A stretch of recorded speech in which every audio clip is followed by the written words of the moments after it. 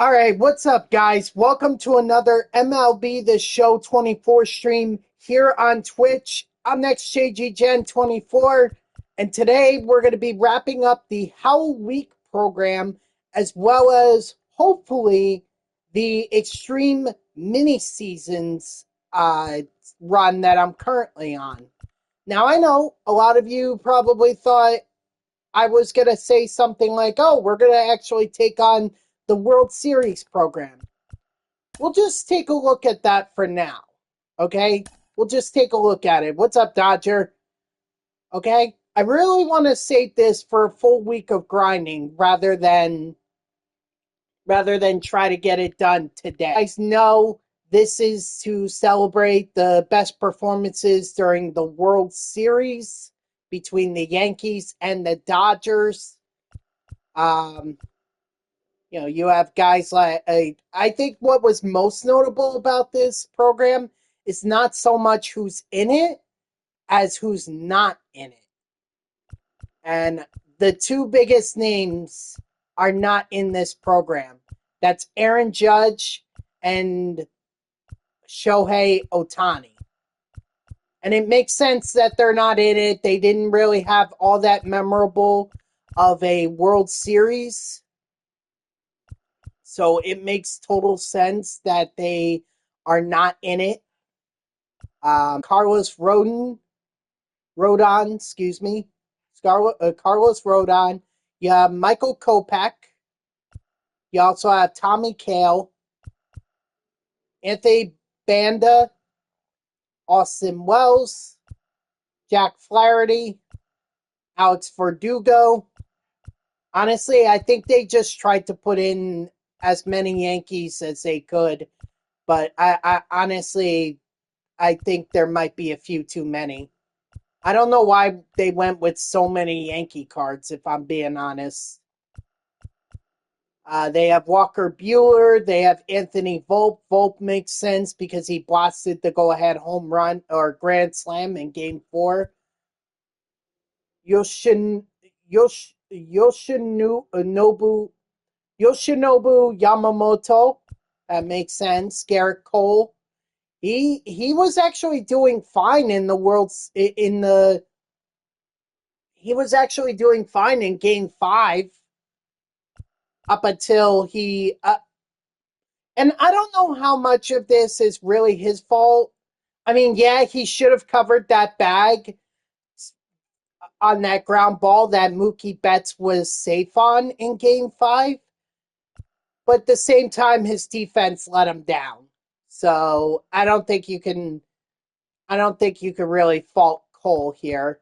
You also have Mookie Betts and, of course, the World Series MVP, Freddie Freeman.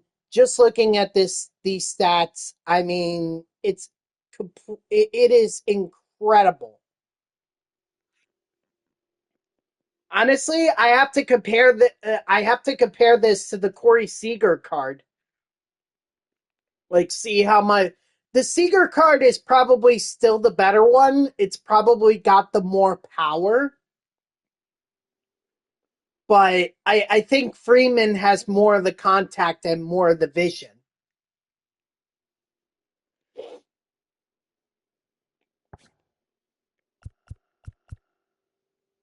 Still, much like the Seager card from last year in 2020, I think this is going to be an MVP card, a World Series MVP card that is going to be one of the most used and most popular in the game.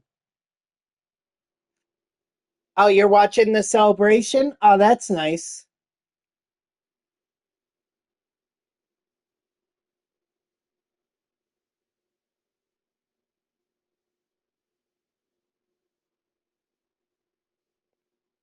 Must be exciting. I hope that one day the Mets can I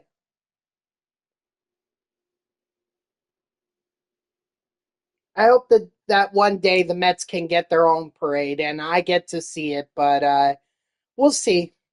We'll see. It's obviously not gonna happen this year.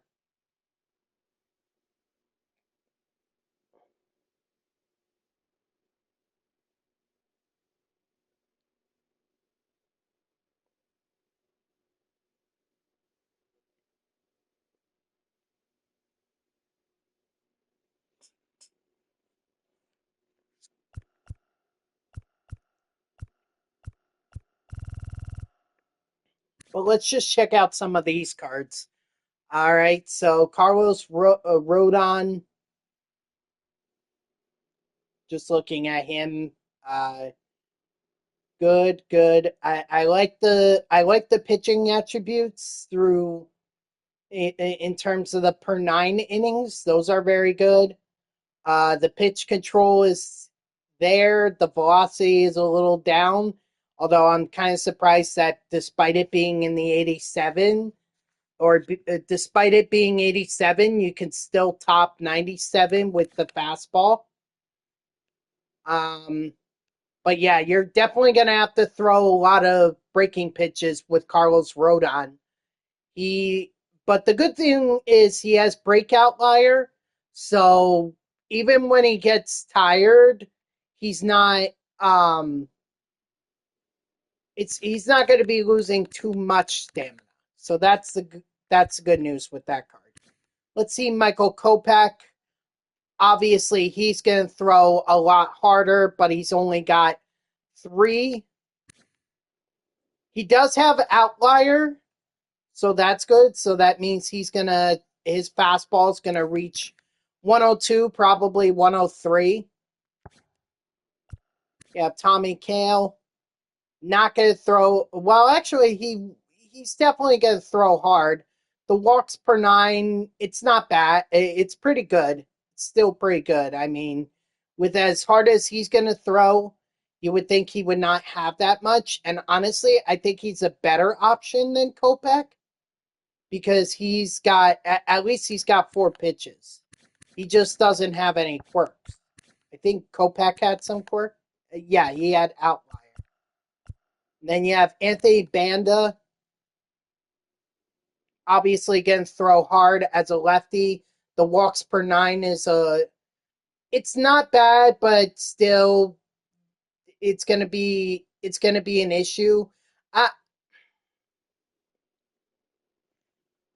I was gonna say, clearly a guy that you're gonna throw in there against lefties. Here's the funny thing. He has actually outlier 2. He doesn't have outlier 1. He has outlier 2, which I didn't think you could get unless you had outlier 1. But his sinker is going to reach it's probably going to reach 97 to 98 miles per hour. So you're talking about a fastball and a sinker that can touch 97. So I think that's pretty interesting. You also have Austin Wells here. Bats. I thought he was a switch hitter, huh? But very solid behind the plate. You could definitely.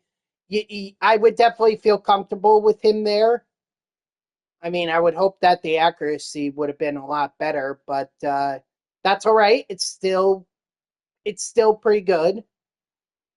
Clear righties, although lefties, it doesn't have bad stats. Good vision. And then let's see. He performs better in the day, better in the 9th inning or later, and driving in runners from third with less than 2 outs. All right. I was kind of hoping for like a little bit more, but it's not bad. It's not a bad card. You have Jack Flaherty, not going to throw for a lot of velocity, although they did give him a 96 mile per hour fastball, which I think is kind of interesting. His home runs per 9 rating, I'm a little worried about that, but not too much. He also has no quirks, so ugh. You also have Alex Verdugo, clearly going to hit well against righties. Lefties, he still can hit, but clearly you want him against lefties. You could definitely throw him in the outfield, and not only does he have the arm strength, he has the arm accuracy to be able to throw out runners. No quirks, though, so bear that in mind.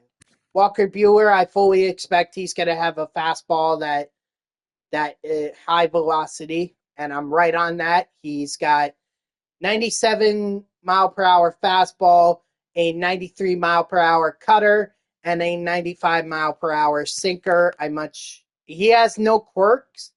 Ooh. I'm not really worried about the walks and home runs per nine rating because those are still good despite not being as high as hits and strikeouts per nine. Anthony Volpe, I for a guy that hit the grand slam, you would think they would give him a little more power. You would think, but still good vision, a contact hitter. I much imagine you would just throw him at the top of your lineup because this guy could obviously run. He could steal. He could steal, which you want on base. His only quirk is excelling at hitting fastballs. So he is rather. I can't believe he's 5'9". I mean, that just means he only has an inch. Wow, kind of surprised about that. Okay, Yoshinobu Yamamoto, very solid pitcher right here. Just looking at this, 5 pitch selections, awesome. I love that in a pitcher. Whenever I get a pitcher like that, that's always a good addition. Means I have a lot of options.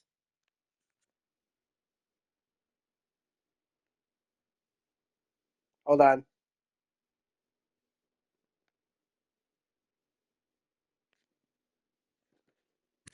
Let's go check out his quirks. No quirks. Okay, so he's probably going to top 99 miles per hour with his fastball.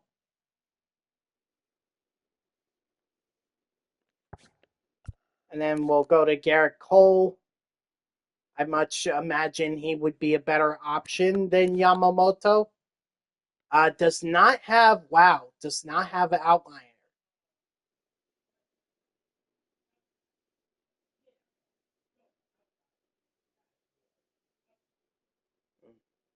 So he does have Road Warrior, Night Player, and Breakout Liar, but no outlier itself. Still pretty solid, 96 home runs or 96 home run per nine, so he's not going to give up a lot of home runs. And still his fastball was at 99 miles per hour. So, that could easily top 100, 101. Mookie Betts, I think this is a great card because you could play him almost everywhere in the field. You could play him in the entire outfield. You could also play him at short or you could play him at second as well. Again, I'm kind of surprised he is only 5'9". Man, some of these guys are just barely an inch taller than me. And it's like, wow. You think they seem a lot taller on TV. Okay, so definitely a lot more quirks with this guy, and the reason I obsess over quirks is because they are very important. Right, guys that don't have a lot of quirks are not really going to be very valuable. Whereas someone like Mookie Betts, who has multiple, that that is always that is always good. So he's better at home, at night, in 2 straight counts. He can hit fastballs or breaking balls better when the team is behind. Oh. He can hit pitches that are out of the zone. He can drive in runners when they're less than 2 outs, and he's better when no runners are actually on. So I kind of think that's funny because that's essentially saying that he can drive in runners when they're not on base, but he can also get on base when there are no runners on. So very interesting Mookie Betts card, probably the best one along with Freddie Freeman here. And did he have any quirks? Yeah. So he has the most Yeah. So this is obviously a great card. But like I said, we're not getting into that today because we still got to wrap up the Halloweek program. We still got to wrap this up. I am almost done. I assure you, I am almost done here. Don't need to do much else. I just need to get hits with first baseman and complete this moment. And that's really all I need to do.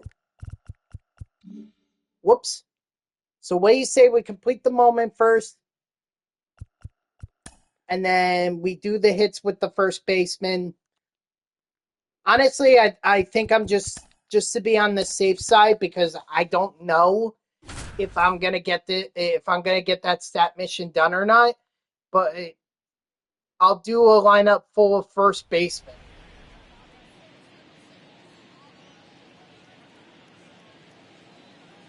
Hold on one second.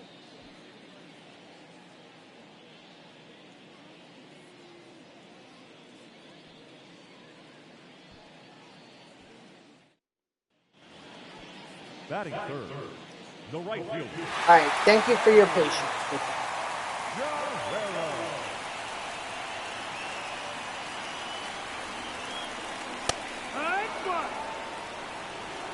The good thing about this moment is that I have the entire game, so it doesn't necessarily have to be on this pitch itself or this at bat. But Vladimir Guerrero is going to go ahead and defy me anyway and give me the home run.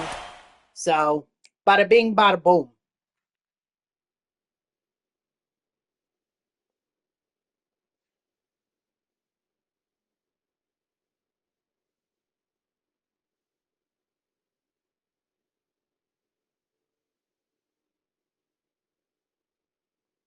Okay, MLB, the show. You're kind of concerning me here. Thank you. They're seriously going to kick me out of Diamond Dynasty. Oh, no, I think we're good. I think we're okay. We'll see.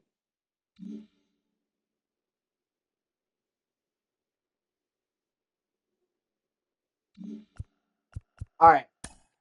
So now, as I was explaining during that moment, to make sure that I get the first base mission done,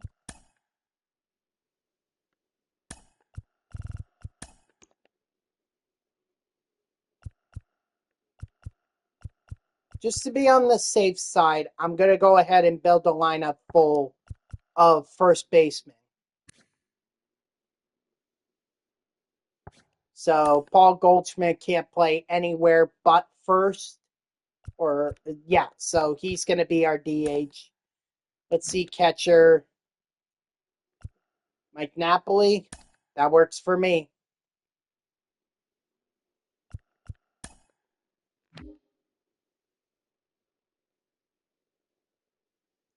Muncy, no, he's third base.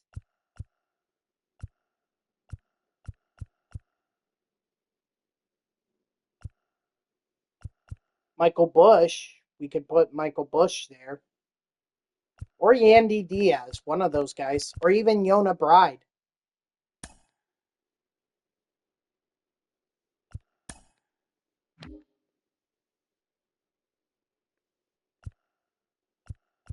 Let's see. Glaber is second base. Mark Vientos is third. I mean, I kind of hate that they block in like some of these for the playoff cards. They block the position, so you can't really see it. I mean, you could see it like right down there.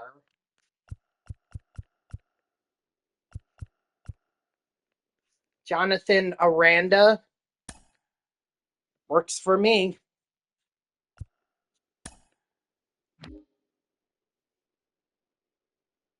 Jackie and David Fry. Yep.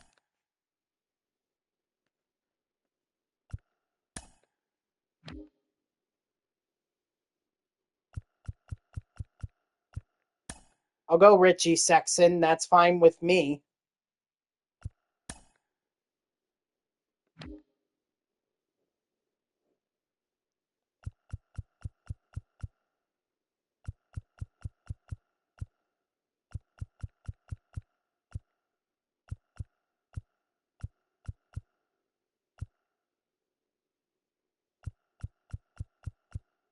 Ooh, I maybe.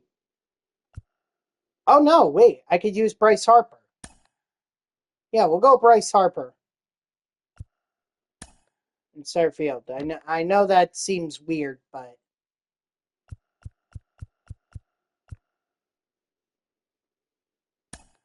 and we'll do Palmeiro as well. Okay, so there we go. We have a lineup full of first basemen that that we are going to use in order to get this program done, this Halloweek program.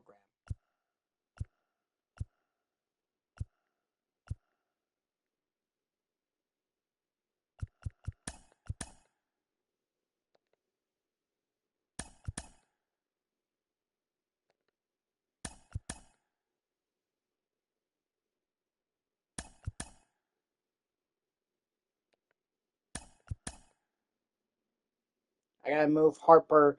It's so funny to move Harper all the way down.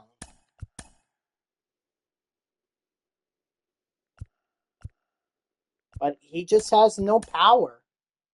Or he doesn't have the power that some of these other guys have. Unfortunately, that's what comes with being a live series card towards the end of the year. You just have no power.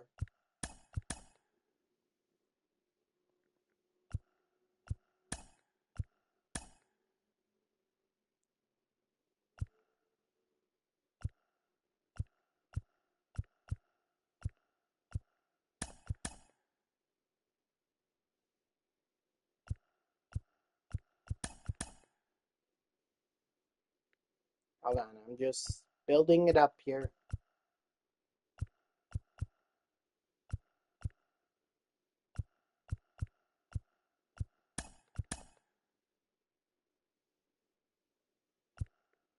So really, all with this lineup, I just need 2 hits. That's all I need.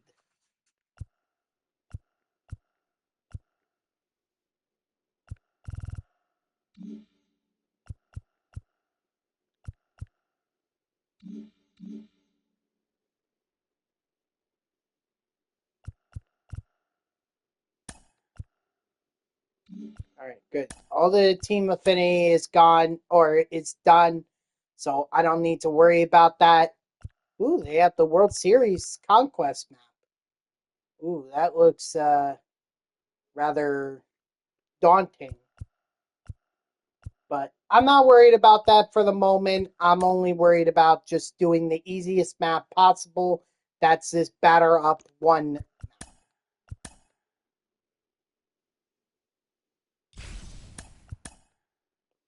Dang, Landon, you already finished the program?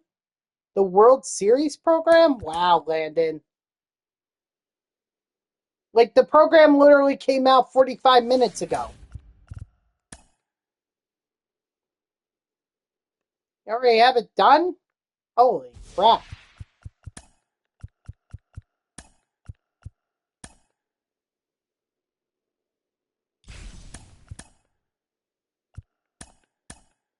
Alright, so all we need from this lineup is 2 hits.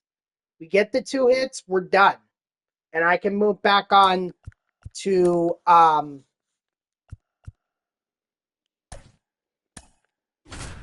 can move on to the mini seasons program or mini seasons extreme mini seasons. Sorry.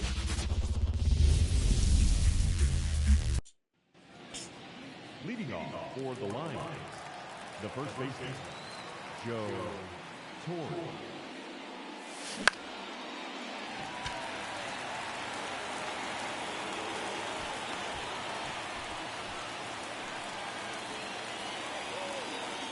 Batting second, the third baseman, number 6, David Ross. Drop, drop, drop. Oh yeah, that's dropping all right. It's dropping right into the player's glove. Batting third, the left-hander, number 11, Ricky Sesame.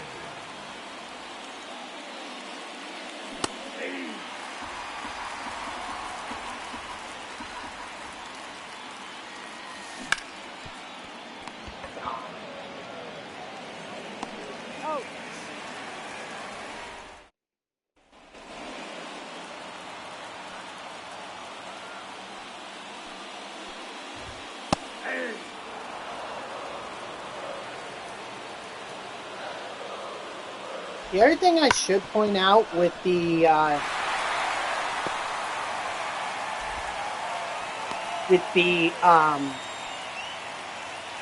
mini seasons is now that I have the team affinity done. Now that I have that done, there's really no reason for me to use the lineup that I'm current. Like, obviously, some of the players can stick around, but for the most part, like, that lineup was built with the intent of grinding team affinity at the same time. Now that I don't need to worry about that, I could just put in whoever I want. Strike 3, sit down.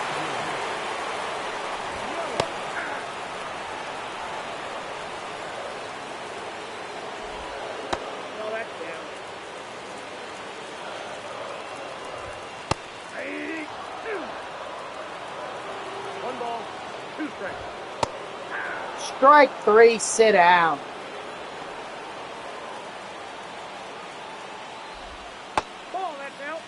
Oh yeah, by the way, guys, I hope you had a happy Halloween. Hope you got lots of candy. Unfortunately, last night, not a lot of trick-or-treaters,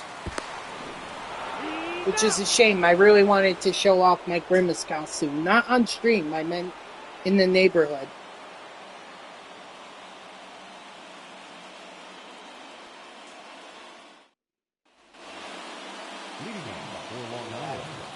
Only 2 trick-or-treaters, so that's not really...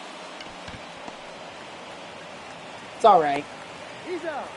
Unfortunately, I'm just in a neighborhood where, you know, as a kid, yeah, we'd be getting a lot of trick-or-treaters, because I grew up in a neighborhood full of kids. But now all those kids are gone, and a lot of their parents who are older, now they have stayed in the neighborhood. So there's no trick-or-treaters.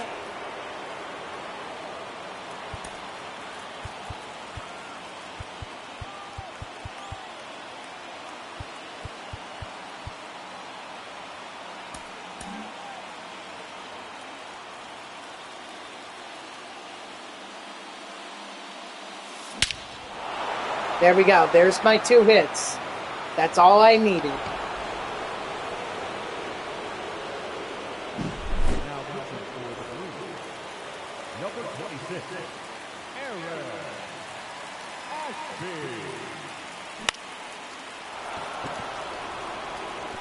Now it just really doesn't matter. But the 2 hits is all I needed. Although I will say I saw a lot of people dressed up for Halloween in New York City. And I saw a good mix, too. It was like... definitely kids. I saw a few kids. But most of what I saw was adults. And that makes sense. After all, the adults are the ones that are going to the clubs that are in New York City. And they're the ones that are dressed up in the costumes, so it makes sense.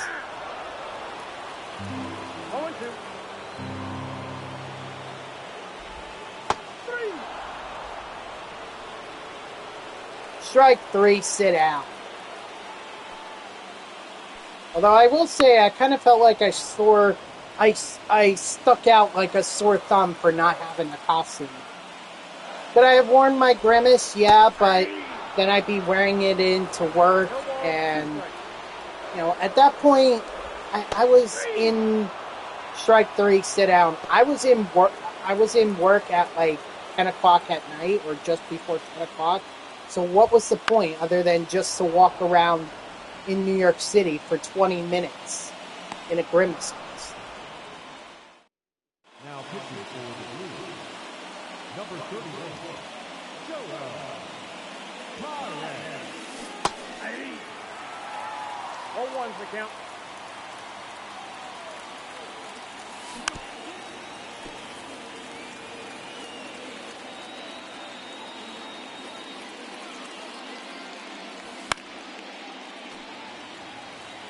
Actually, I'm kind of surprised. Now that I think about it, Dodger, I'm kind of surprised that that championship parade is still going on. It's like I thought it was supposed to start at 9 o'clock in the morning there, and that was over 3 hours ago. Actually, 4 hours.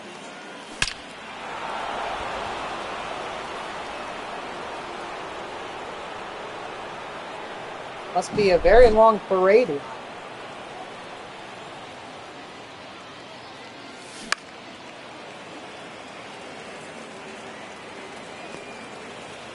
But I suppose it's all worth it. I mean, they didn't get one in 2020, albeit I really don't consider that a legitimate World Series title.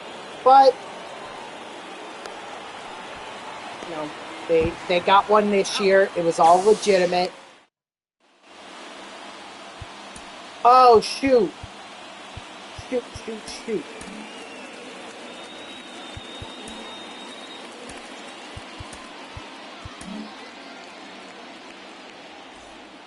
Now pitching, Brooks Raley. So I guess they might as well soak this in.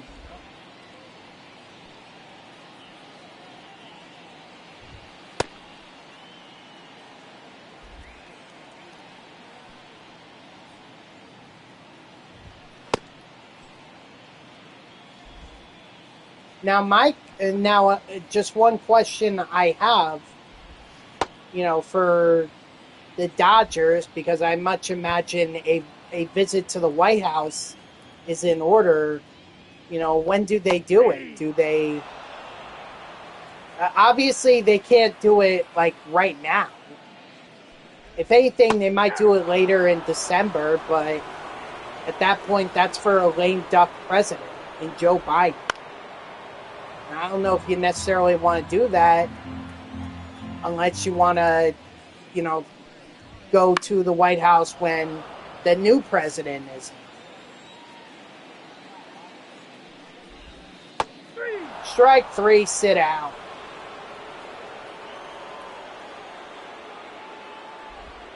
Yeah. 0-1. Aye. 0-2 is the count. Strike three, sit out. But then you may forego it because you don't like who's in the White House. 0-1's the count. Whoever then. Aye. So, I don't know. I guess it's up to the team to decide what they want to do. Strike three, sit down. There we go, guys. The Halloweek program is officially done. Took all week, but we got it done.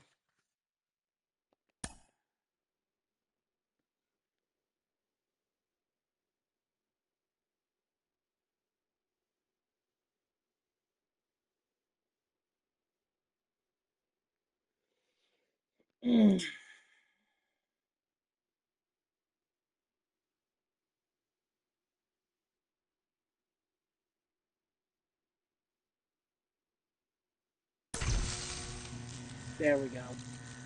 Wait, where's the card?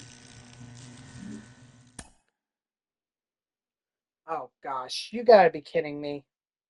Am I gonna have to deal with this? Like, is there gonna be a time where my stream is just gonna fall or gonna just abruptly stop and then I'm gonna lose all my progress?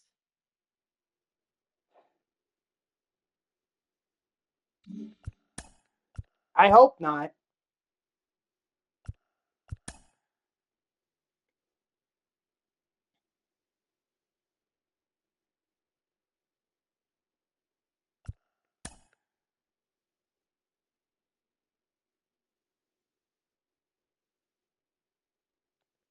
This should be done. Why is it not done?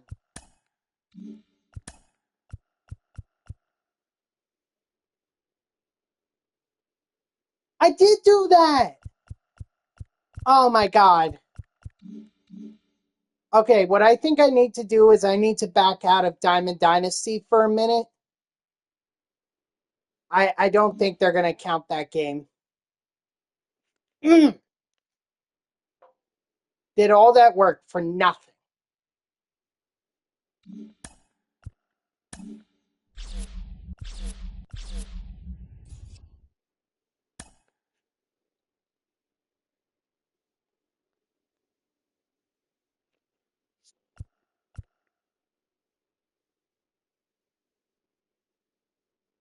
Ooh, looks like we're gonna get a final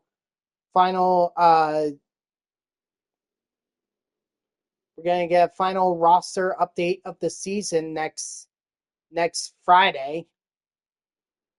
Ooh, we got a new moonshot um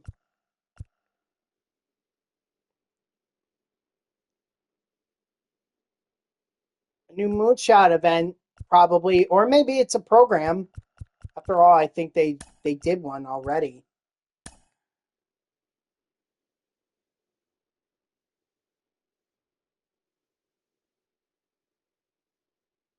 Oh god.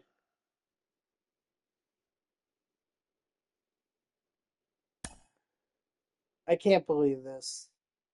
I don't feel comfortable in doing another conquest game because what makes me think it's going to count?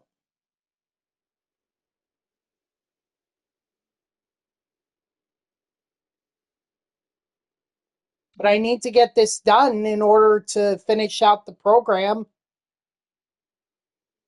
Honestly, I think they need. I think what happened is that the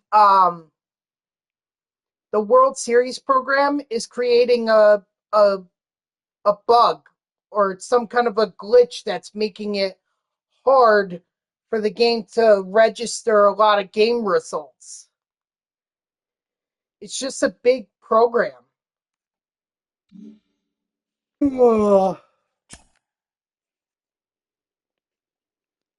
Yeah, see, you can see it right there.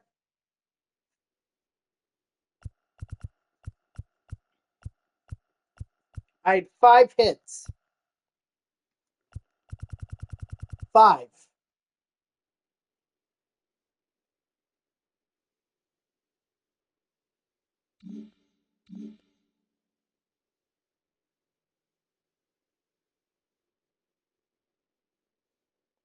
Before I came on, they were telling me that I was not online. I hope it's not my internet because like I can look right now and I am clearly streaming, so my internet should be fine. Oh, this is frustrating. This is so frustrating. Now I gotta do this all over again.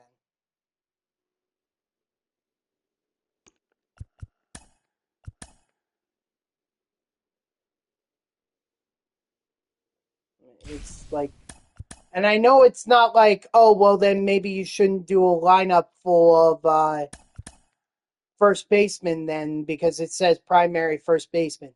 If that were the case, then I would have still gotten a hit because I had a home run with Paul Goldschmidt.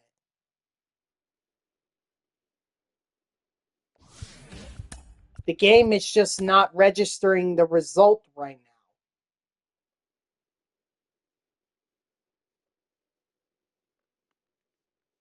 now. That may be because of my internet, or it may be because MLB The Show is just too big right now with the program. I don't know, but either way, this is an issue.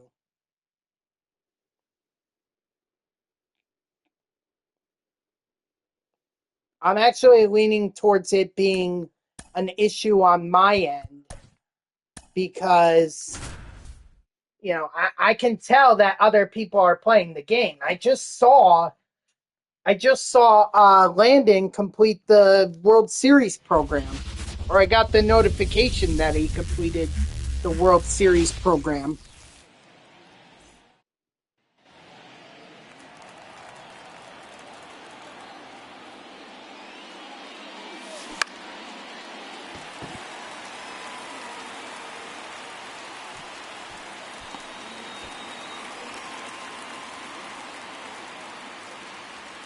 Batting second, the third baseman, number 6, David Fry.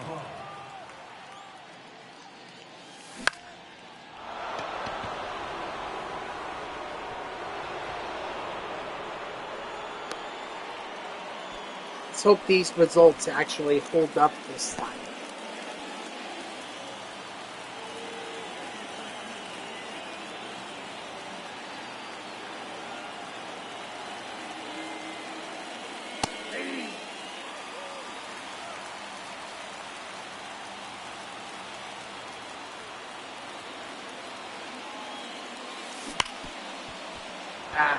Oh.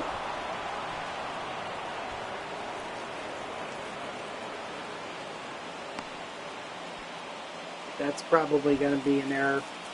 Oh no, they count it as a hit. So now I have the 2 hits. Now I have...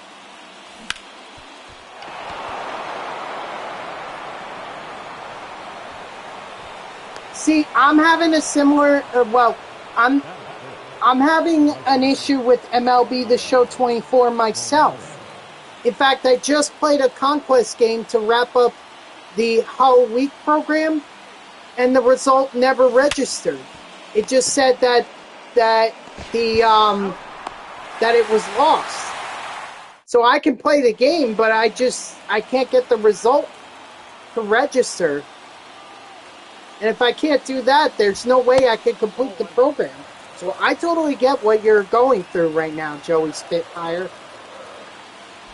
I got a ball, 1 strike. Honestly, you telling me that now leads me to believe, because initially I was going to blame it on my internet, but now you telling me that tells me that it's actually an issue with the game.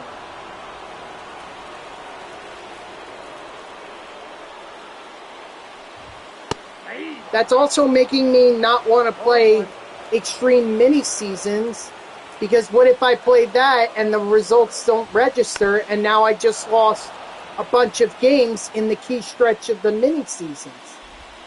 That could cost me a playoff spot, and then I have to do the whole thing all over again.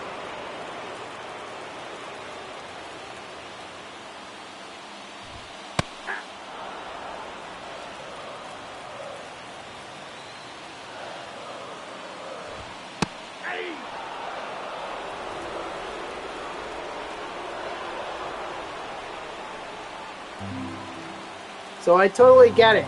Okay, so it sounds like to me it might be an MLB The Show 24 issue. If anything, this World Series program may be breaking the game right now. It's so massive.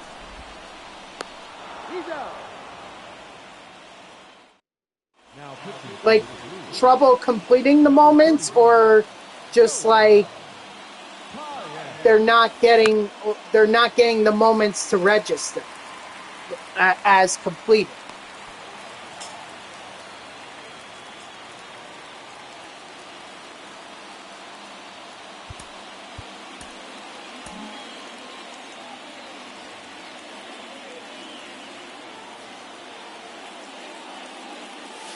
Ball.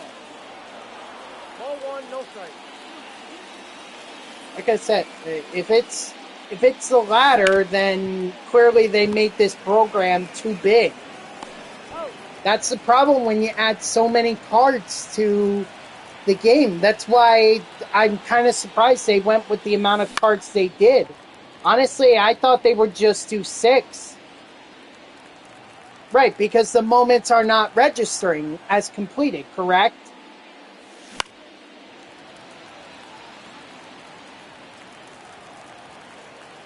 Like, they're doing the moment, they complete it, but once they get back to the main menu, it's like, no, you never completed it.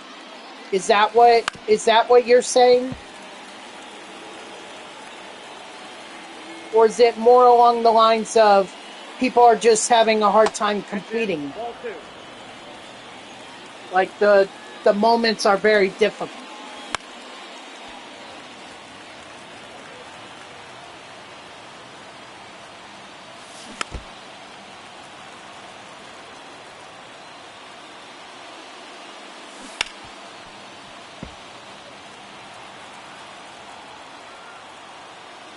Yes to what? The moment's not registering as complete, or the moment, or just everyone having a hard time completing the moments? I need you to be a little more specific here. Now, Bruce Shooter.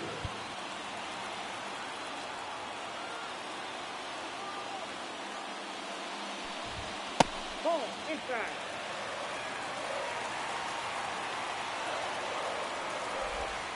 Ball, that's out.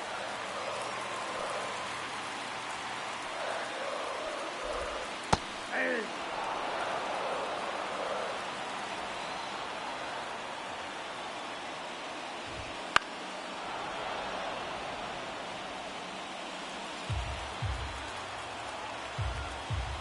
Got it. Okay, yeah. Well, I'm glad that I at this point I can figure out that the program is just so massive that everyone is having trouble. Like, I can't even. Here's the funny thing: I'm not even grinding the World Series program. I'm actually grinding the Halloweek program, and despite me registering at least 2 hits in the past 2 games, they're not being completed. So this is definitely an issue on MLB or San Diego Studios' part, because they made it too big. Strike 3, sit down. I understand they wanted to highlight as many players as possible, but the problem with that is you created a program that's so big and now it's breaking the game.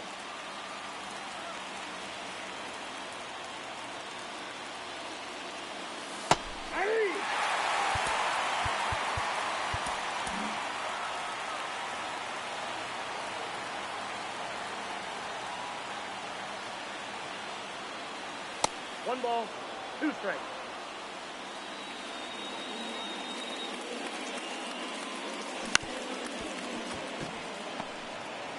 What's up, Peach? How are ya?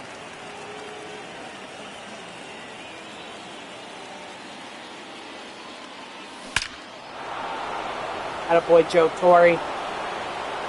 May not count, but my Halloween was alright. A little disappointing, though, because we didn't get a lot of trick-or-treaters. We only got 2, as far as I know. But that just means there's a lot of candy that's left over. We have a lot of Reese's and Hershey's with almonds. Nope, outside. That, not to mention potato chips, too. We have a bunch of them. That's ball 3. Okay, well, that's good. That's good. Glad you enjoyed your Halloween. I'm just getting older, but I find as an adult it's much easier.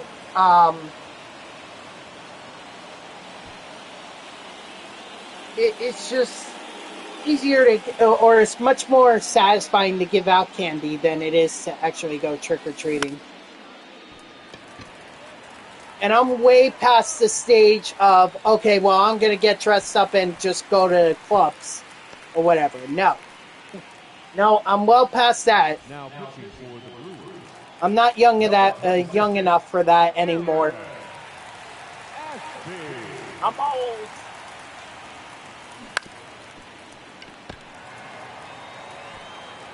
Got him.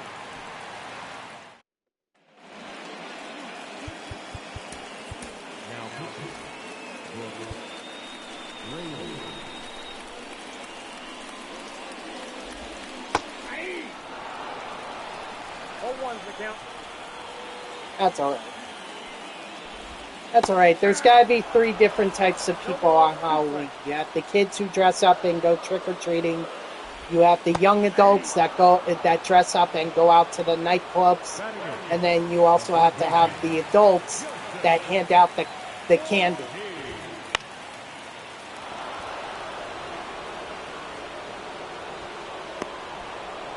Someone's got to do it. I will say though that Grimace is definitely my favorite Halloween costume. And I think what was even cooler was that I posted about it on the Mets social media pages because they were asking like, "Oh, what's your Mets inspired costume?" And I just showed a picture of me in the Grimace costume, and I actually got on I got a lot of likes on Facebook about it, but or on Twitter, I should say. But on Facebook, when I posted it, I actually got 4 likes, and I don't know if these are actually real or not, but they were all players on the Mets. I had like, let me see.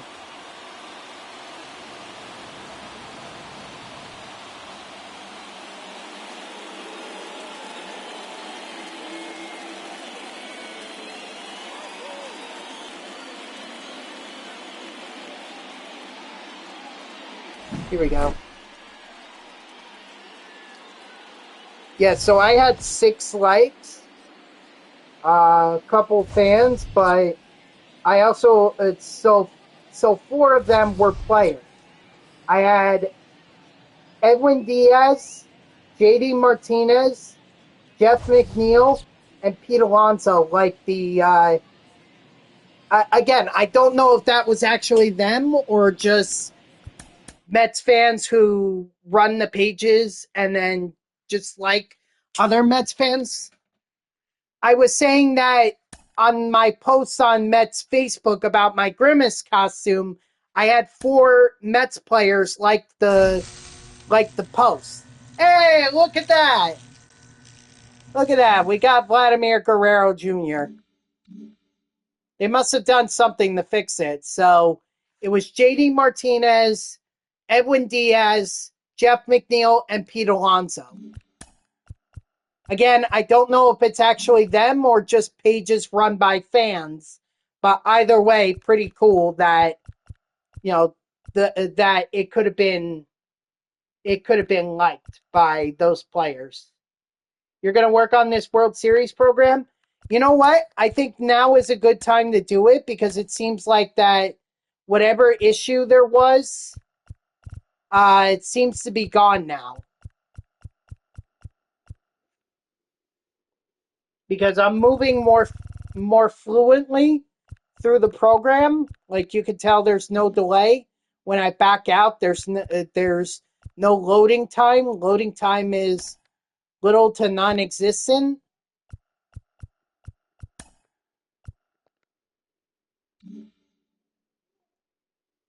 So I think now would be a good time to go ahead and do those programs. Me, on the other hand, I'm not going to I'm not going to grind it. I'm going to wait till next week. Okay? I need to get the extreme mini seasons done.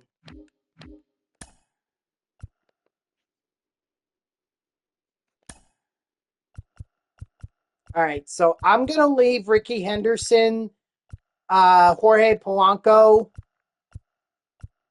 in there.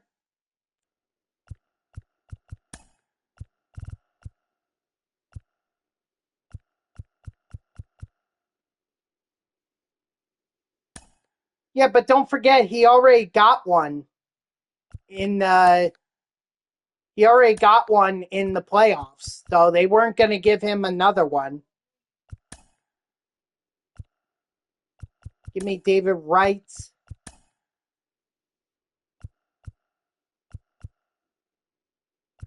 Yeah, so give me Paul Konerko. Right field, Hank Aaron. Center field, I actually like Lane Thomas. Really do.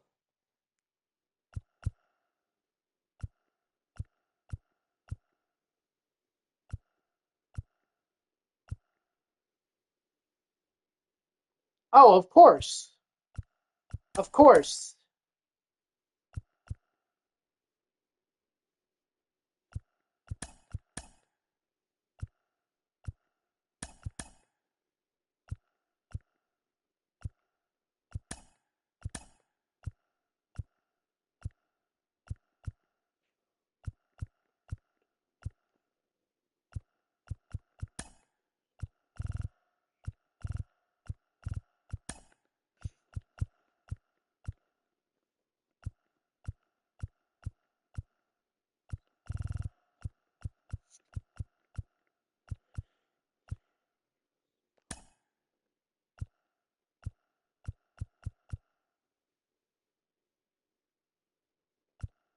Yeah. Okay. Well, that's good. That's good to know. I'm going to go with Zach Greinke. I'll keep Jacob deGrom in there. But now, do I go Quintana or do I go Manaya? Let's go Manaya. Actually, maybe Rizzo. Maybe I'll go Rizzo. All right, so we are going to want Chris Martin. We're going to want Brooks Raley.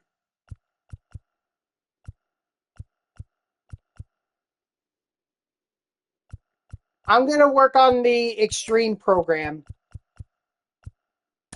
Give me Luke Weaver.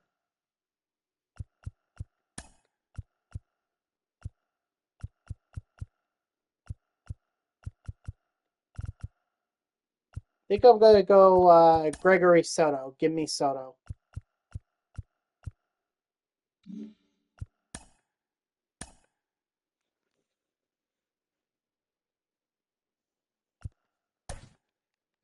Darvish.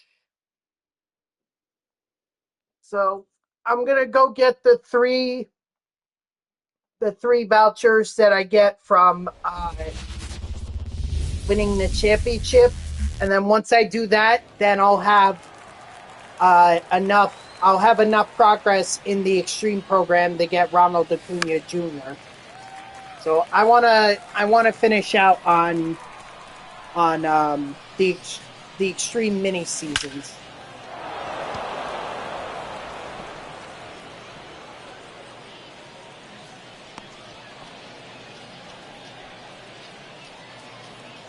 Batting second, the center fielder, number 80, Lane Thomas.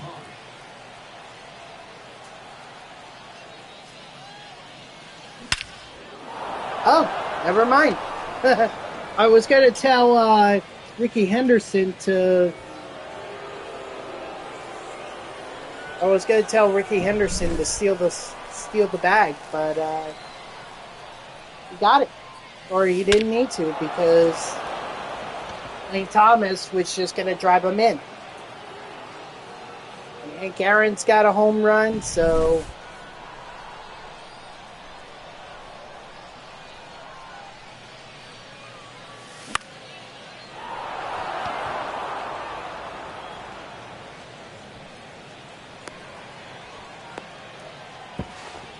He's out. It's all right. I don't mind running myself off the base spots here. These programs are different because this I was happy to get 3 days off. But I won't forget some brutal. Brutal. If it makes you feel any better, I know exactly how you feel. Because every week I have to work Wednesday through Sunday. So it is brutal. especially with the election next week and everything. I mean, I don't even know if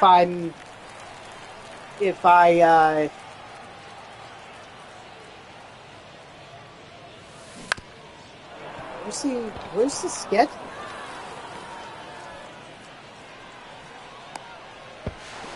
I should have the work schedule for next week, and yet I don't.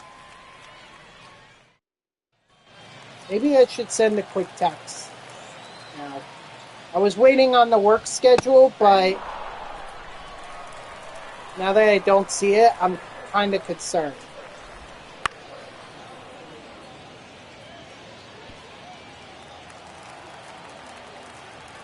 I work in news media, radio news media.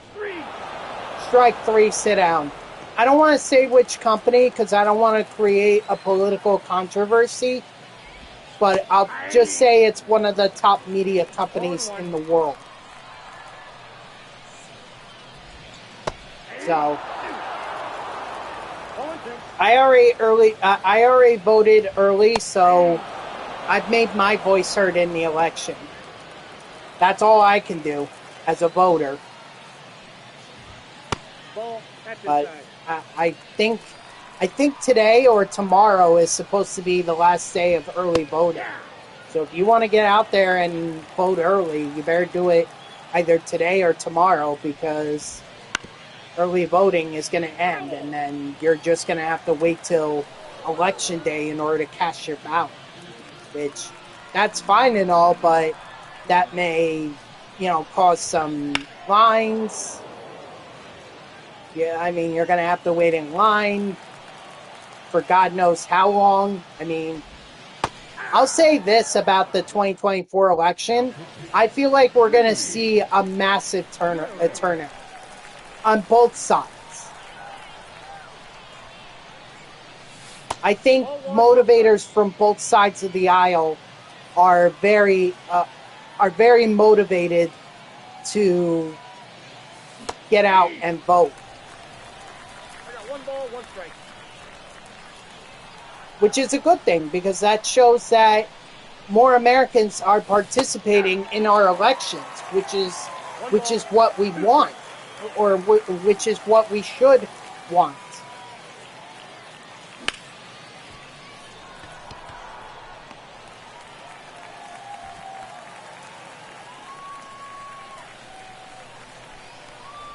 But that's about as far as politics as I'm going. I'm not endorsing either candidate. All I'm just going to say is I voted, and I feel comfortable with the way that I voted.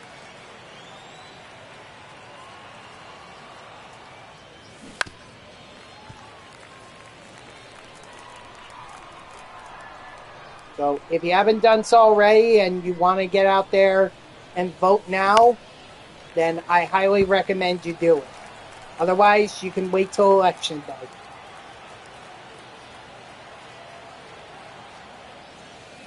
That's a ball. I just didn't want to wait till election day because I thought I was supposed to be working. So I didn't want to get caught up in long lines waiting to cast my ballot, and then maybe I'd be late for work. Henderson.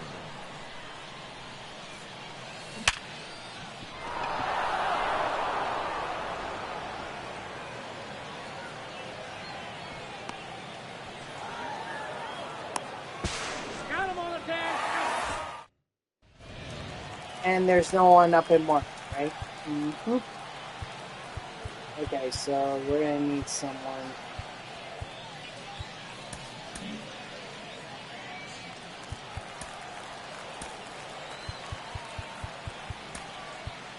Someone like Chris Martin.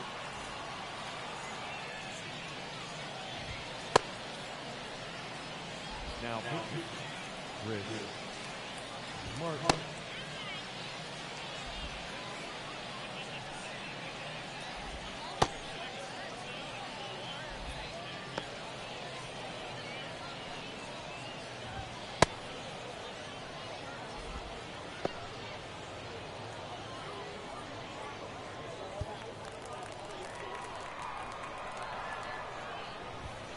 ball. That's off the plate.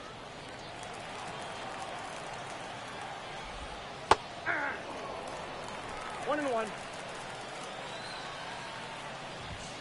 Hey.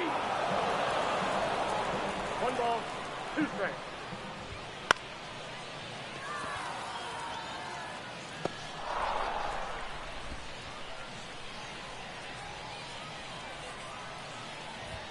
Hey.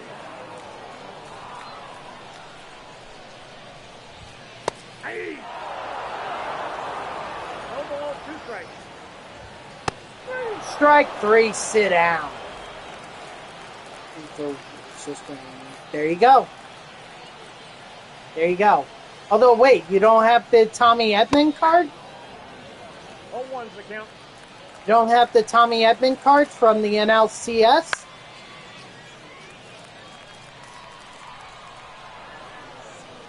If you had that, I think that would give you an up-to-date version. If you don't want to wait a while for... Yeah, I definitely would. I think that's the one where you also get Francisco Lindor, too. There's a lot of shortstops in the program this year. Or in the playoff programs this year. Tommy Edman, Francisco Lindor. I don't think Trey Turner got one, which is a shame, but... Oh well. Yeah, once I'm done with this game, I'll show you. I'll tell you which cards you should go for if you need shorts.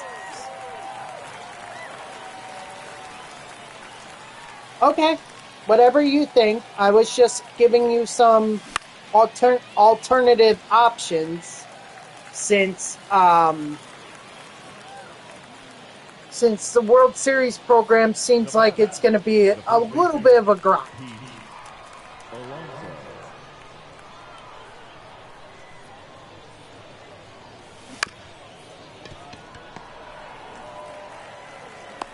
He's out. All right, let's bring in Ottavino.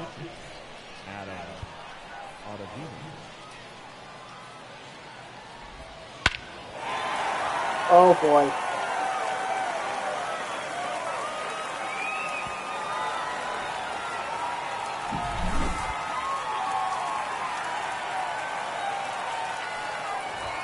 Just hit that well. Can't say anything about that other than it was hit well.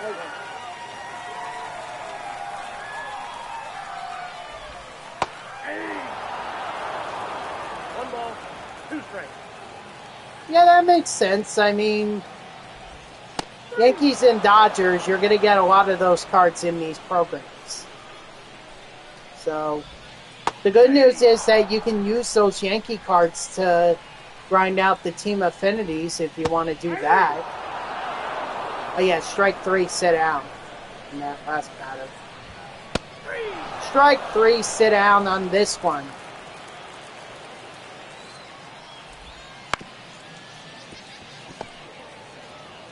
And despite giving up the home run, we take the win.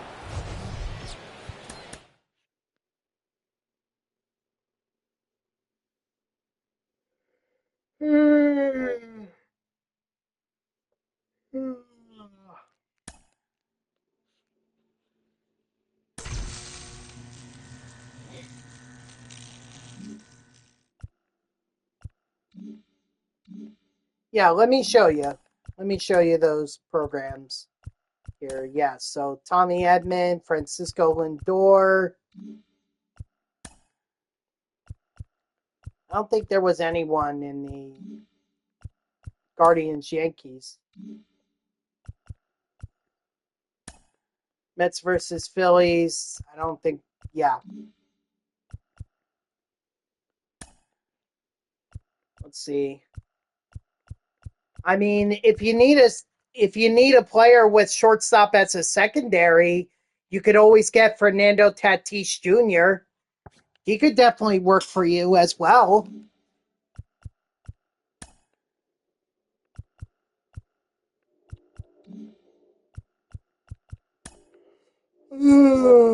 Excuse me. Nobody from the Mets versus Brewers.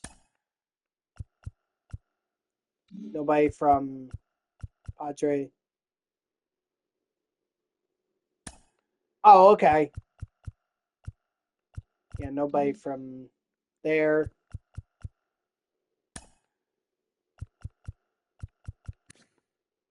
You could also use Andy Ibanez as well.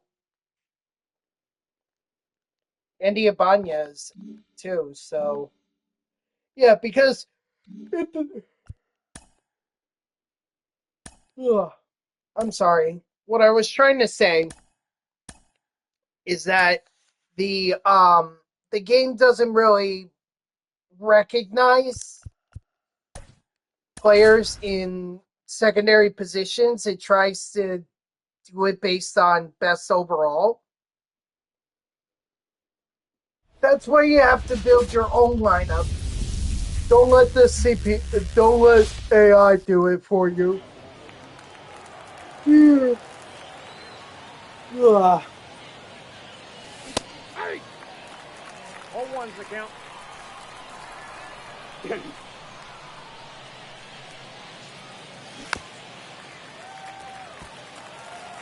There you go. Yeah, he absolutely works. 3!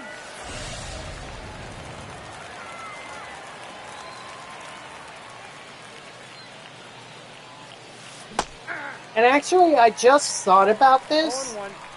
I'm pretty sure that I could just sim to the last game of the season in this mini seasons and then just get right to the playoffs.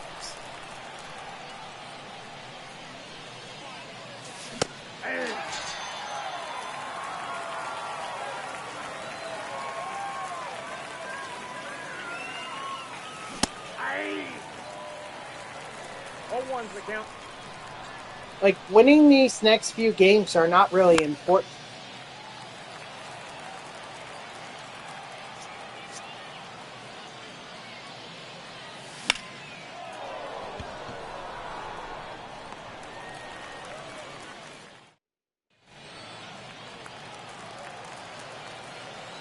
Wow, so it's Jacob deGrom going up against Jacob deGrom. Talk about some multiverse bullshit right here. Hey! No balls, 2 strikes.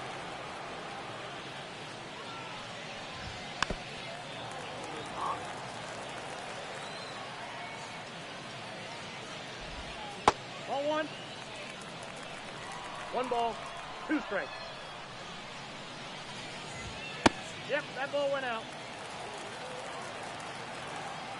So yeah, I think I'm gonna I think I'll just sim the next few games after this because there's really no need for me to win any more games other than when I get to the playoffs. And I really want to get these vouchers so I can complete the program. Ball 1.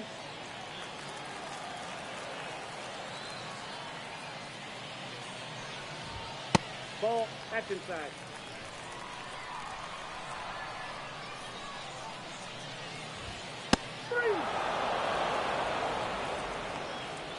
Strike 3, sit down. Batting third, the second baseman, Jake Ray.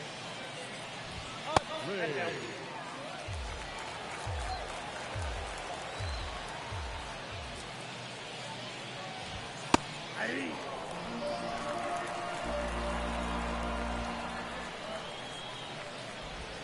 Hey! 1 ball, 2 strikes.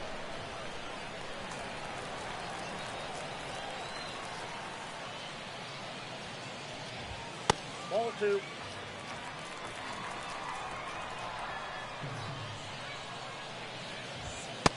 Strike 3, sit down.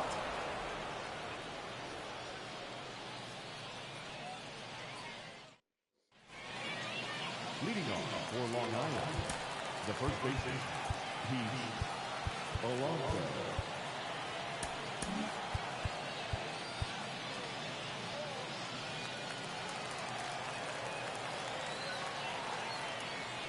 Sorry, I'm so yawning. I'm yawning so much today. Just tired. These overnights, they kill me. I got 1 ball, 1 strike. Like, here's the way that I view overnight shifts in terms of working in the U.S. I see it good for two types of workers in the workforce. All right. I mean, we're gonna get a new XP reward path. We're gonna get I doubt we do another Thanksgiving and Christmas thing. I much imagine they'll do it much like they did last year, where it was conquest maps and some prizes along the way. Maybe a Christmas gift here and there, but I doubt we have any programs. I think the Halloweek one, that was just because the World Series was going on. Otherwise, I don't think they would have done. I don't think they're going to do a Thanksgiving or a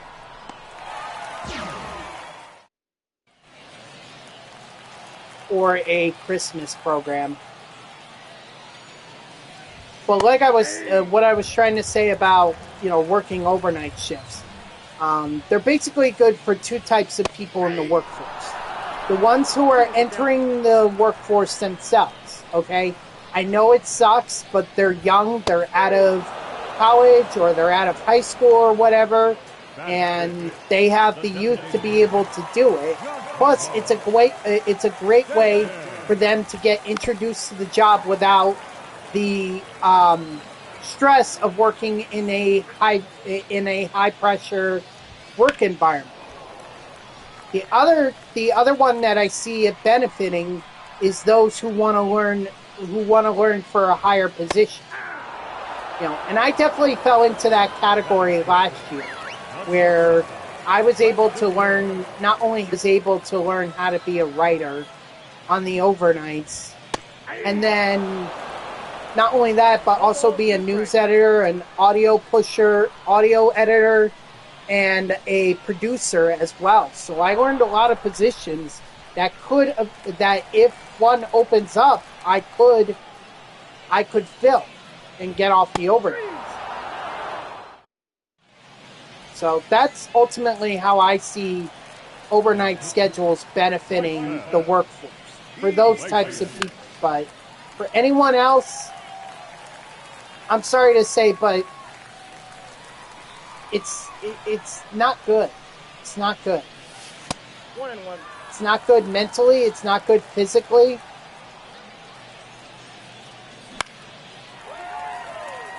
All right? At some point, you have to get off the overnights, because you can't. I would not recommend anyone spend more than a year on overnights. If you do, there's a problem. 1-0.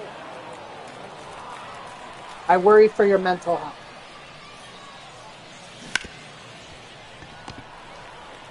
Again, that's not me criticizing the overnight shifts or anything. That's just me saying that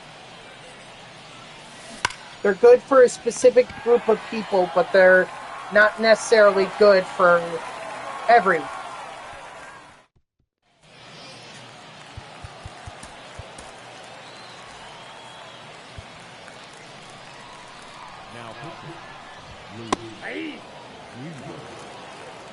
So I'm sorry to dampen the spirits of some people who thought that, hey, maybe I can work during the daytime. Maybe I don't have to work weekends or whatever.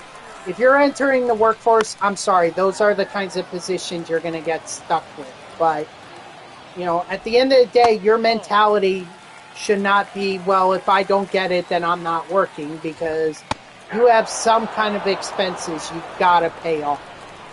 Okay? And if you don't do it,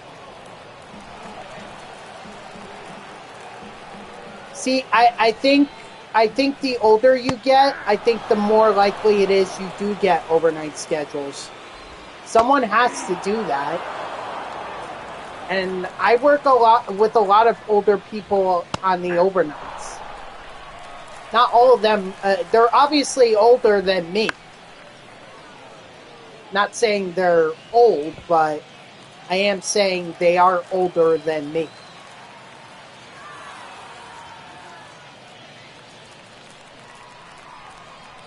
And it's not by like a couple years. I'm talking a good decade or two.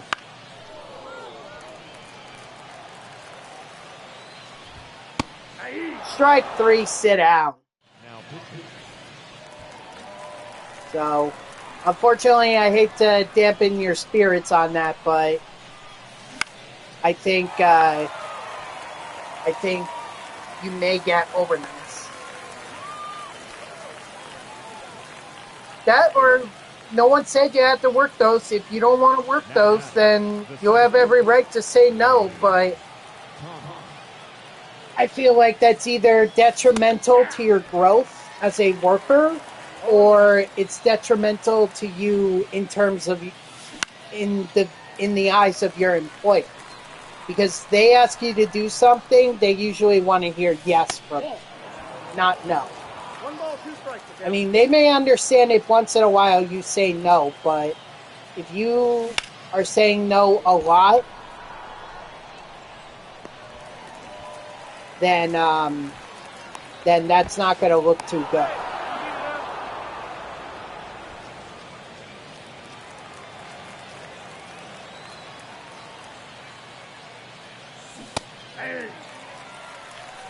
All ones the count.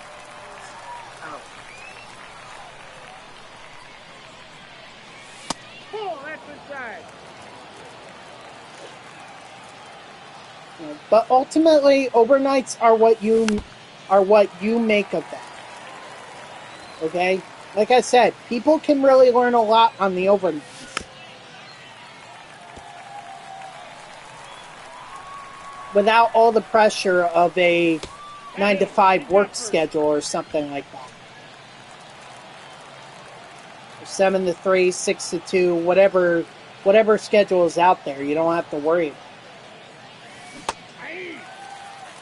0-1.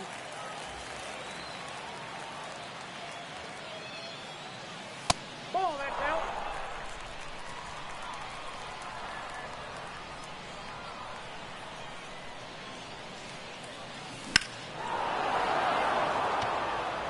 Be gone, be gone, be gone. Well, that's all right. That worked. All right, let's see. We got Chipper Jones, we have Chase Utley, and Ronald Acuna Jr. Let's do a lefty.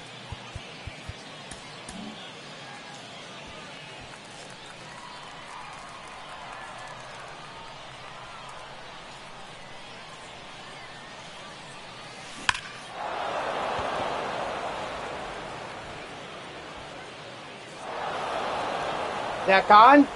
Awesome.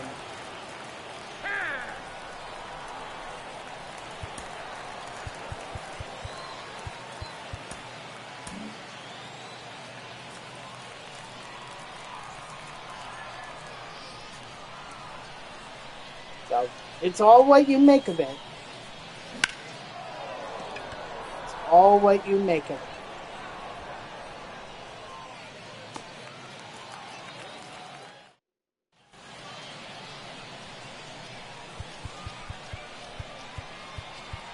And I feel like that's any situation you're given. Like you got to make the most of any situation you're in. Whether that's work, life, what one of your hobbies or whatever, you have to make the most of it. If you don't, what's the point of you being in that situation? Strike 3, sit down.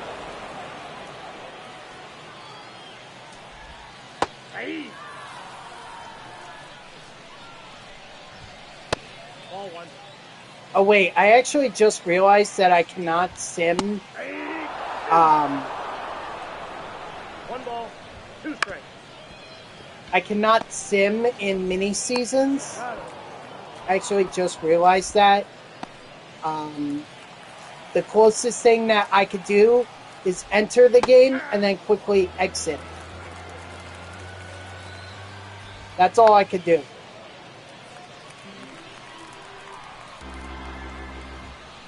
That's a ball. Outside, that's a ball. Strike 3, sit down. You're about to finish game 1 moment. Nice. Yeah, I'm just going to save all that for next week. You know, I really want to get the extreme program done at least today.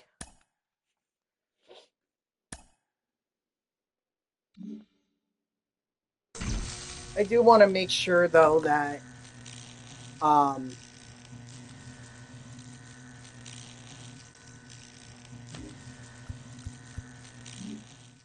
do want to make sure that I could get into the playoffs. Yeah. Yeah, in fact, I'll be fine.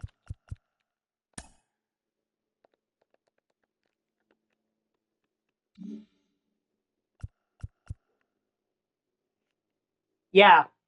I mean, the card is absolutely amazing. I was actually going to compare it to the Corey Seager card that's in the events.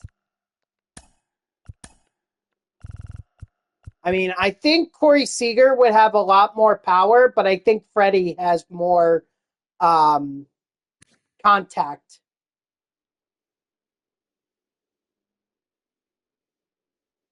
Actually, I think Freddie has better base running than Corey Seager does. Maybe I'll get them eventually. But for now, let me.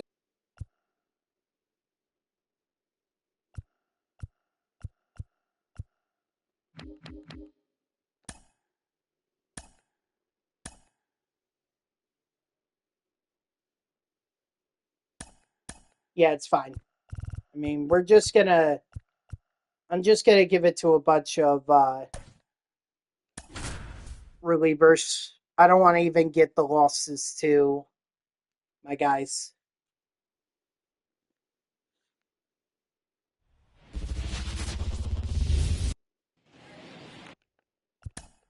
All right, so we're gonna quick. This is the only way that I know to get through mini seasons quickly.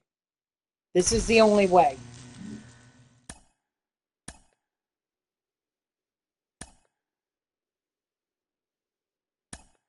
And I'm sorry to Gregory Soto and all the other guys that I'm about to give the L's to.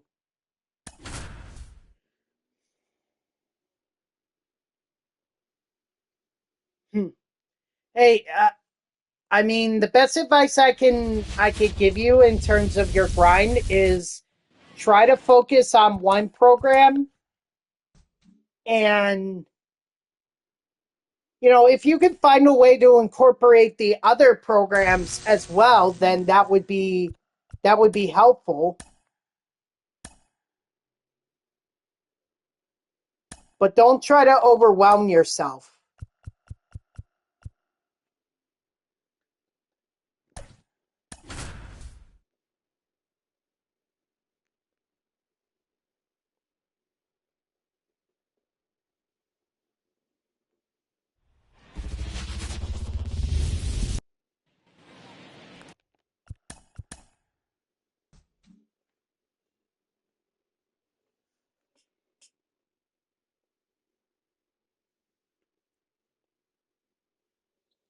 I get it. You know, I get it.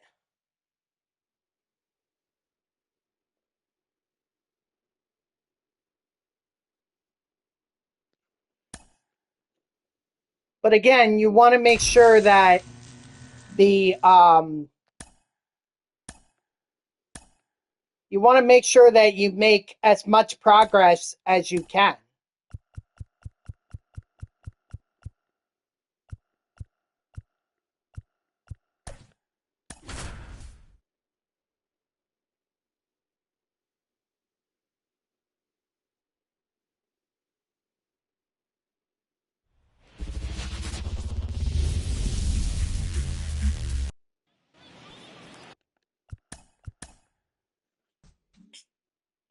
Here we go. I finally got the schedule.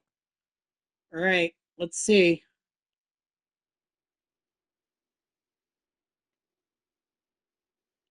Am I working on election day?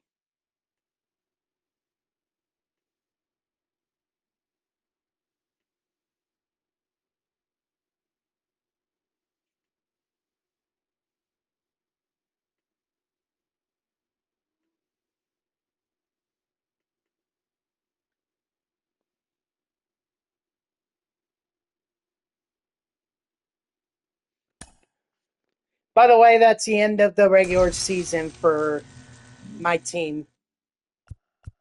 I don't care that I didn't win MVP with any of my guys or best pitcher or whatever, or best reliever. I don't care.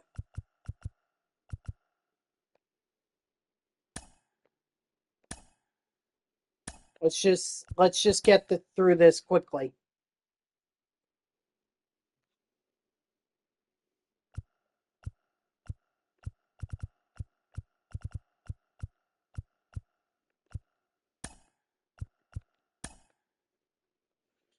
All right. Let's see.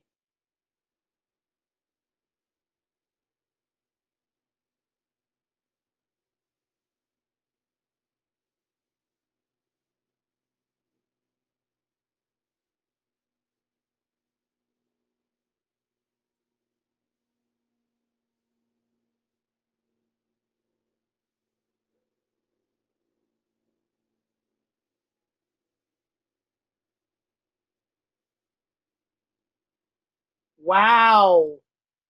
Wow, I am not on for election day.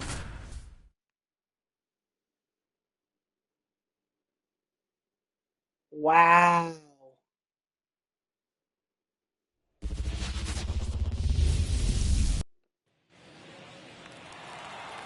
All right, this is where stuff gets serious here.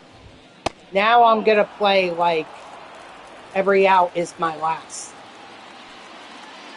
Because I want to get these three wins in order to finish up the program, get the vouchers, get Ronald Acuna Jr., and move on. Strike 3, sit down.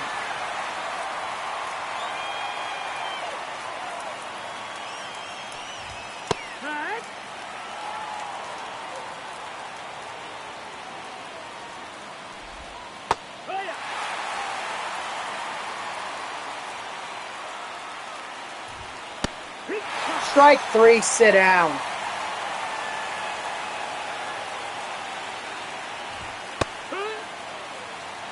It's 0-1.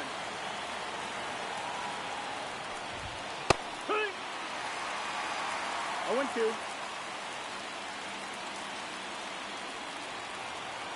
Wow, that is a shock. I can't believe I'm not working election.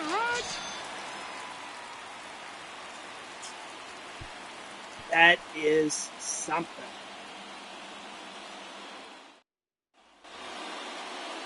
Not even as a writer, not as a producer. Low ball.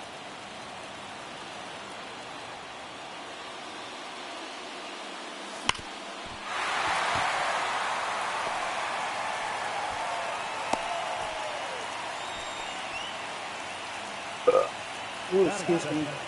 The 17th.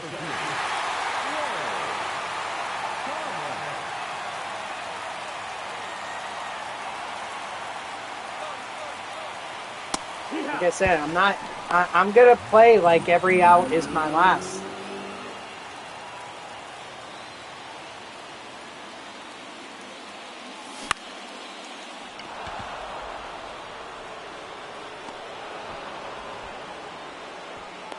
Okay, well, if I'm not working, then I'm not working.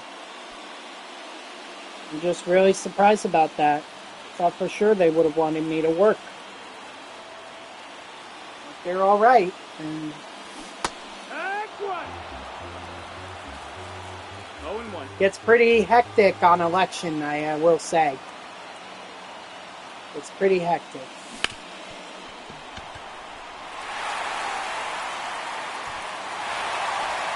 I mean, Henderson, you could have gone to third.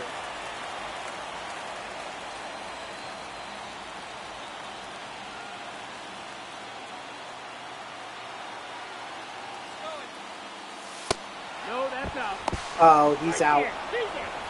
Should have done the double steal.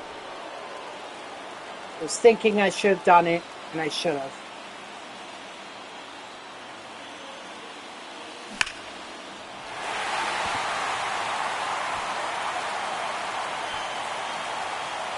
That could have been 2 runs for me. Right there. That could have been 2 runs. Correct. Thank God it is. I am so freaking tired. I've got election fatigue. I'm ready for this election to be over with and for it to be done. Like, at this point, I don't even care who wins the election. I just want it to be over.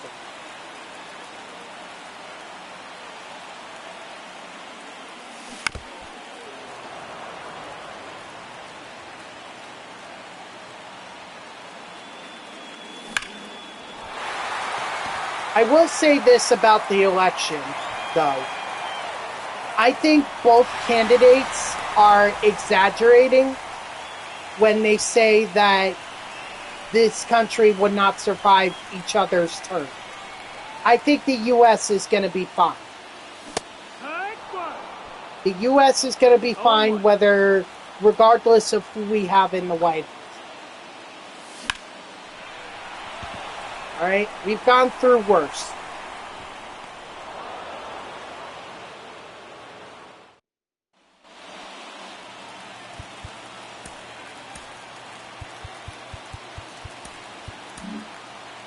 So I'm not buying all this rhetoric. This is probably why I have election fatigue about, if so-and-so wins, then the election, then our country is doomed. Like, no, it's not. We thought our country was doomed with COVID-19. We survived. Did you see the Dodgers lit up? Oh, wait, are you talking about the rioters that lit a bus on fire and then looted some stores? Is that what you're talking about? Or are you just talking about the Dodgers riding on a bus that was all lit up with lights?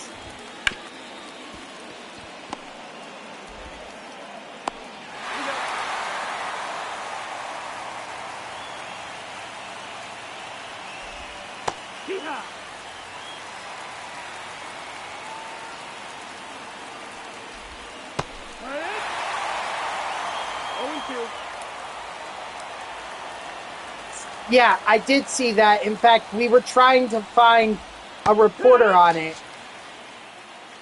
Yep. It was, from what Dodger was telling me, it was still going on about an hour ago. Nope, ball. 1 ball, no strike.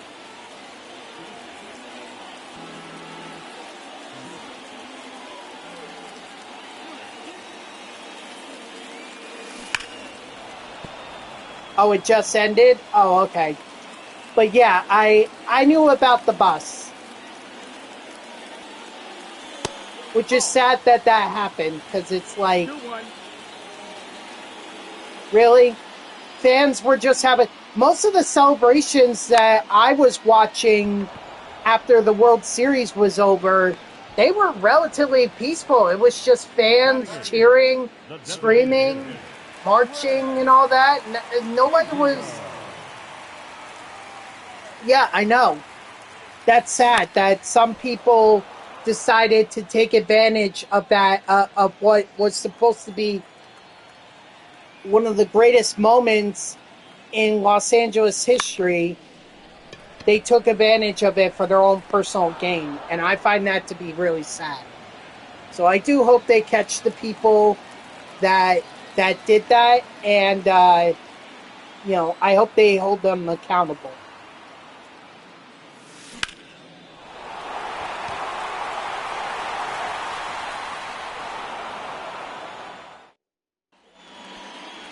But it is very sad in my eyes that some people would take advantage of that just because they want to create chaos when there shouldn't have been. A celebration is not supposed to include a bus being lit on fire or stores being looted. Strike 3, sit out. So I find that very sad. But I did see that, Dodger. I did see it.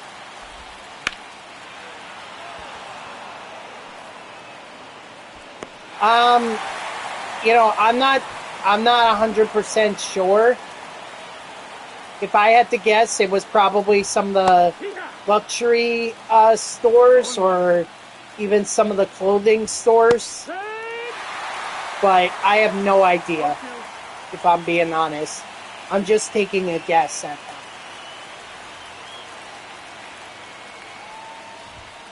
that. Strike 3, sit down. Game 1 in the books. 2 more wins. We are done. Well, we're done with this round. We still got to do the next round.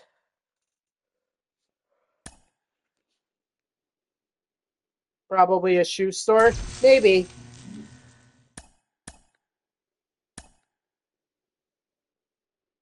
Maybe. Hold on.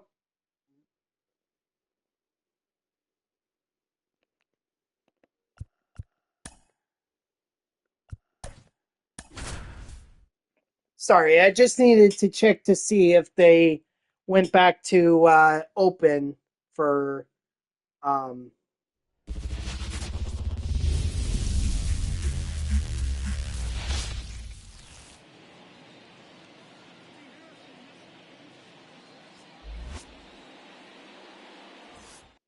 I wanted to make sure the stadium was closed.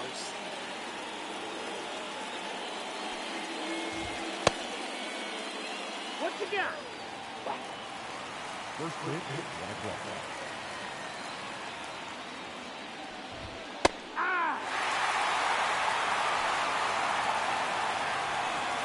I don't think it was fans. I mean, maybe it was fans, but I don't think it was. I think they were rather people who were just looking to take advantage of the celebration and just create chaos. That's what I think. Ball. If it was fans, then those fans, 1-2. I hope it was worth it because those fans should never be allowed to celebrate again. Strike 3, sit out. They want to celebrate, they should be locked in their homes and celebrate from there, be on house arrest.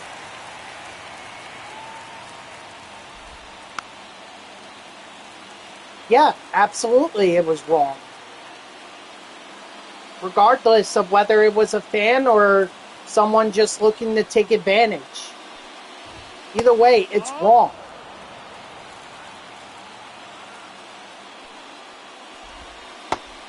Strike 3, sit down. Also, burnouts. I mean, see, burnouts if we're talking about like tire burnouts, like you get a car and you smoke out your tires or whatever, then I don't see that as criminal. But if you're talking about like setting an entire pile of tires on fire, is that what you're talking about? Because that's terrible.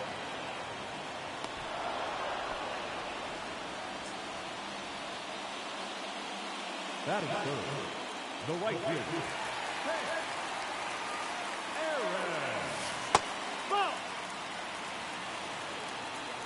So you're talking about the tires being stacked in a pile and being lit on fire? Is that what you're talking about?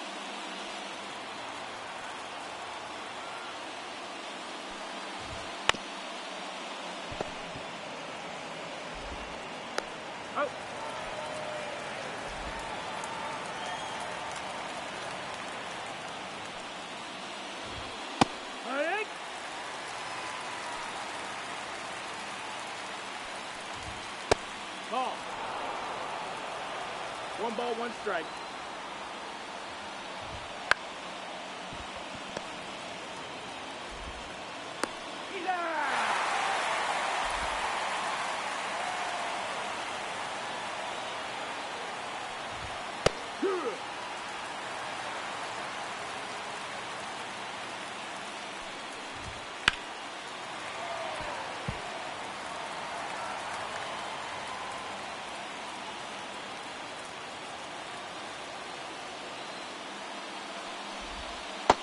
That's the ball.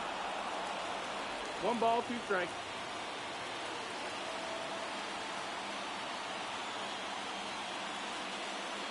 The first one about smoking the tires on the cars. See, I'm a racing fan, and to me, I'm just so used to I'm just so used to guys or drivers burning out tires after celebrating a win and everything that it just doesn't bother me as much.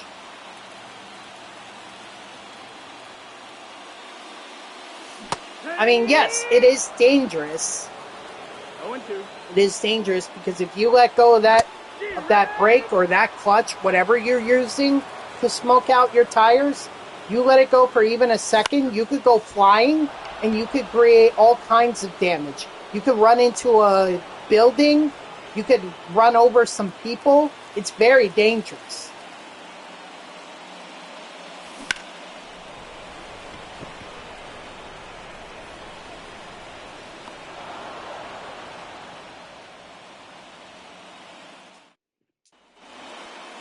Leading off for the Tigers, the left fielder, Tony Green.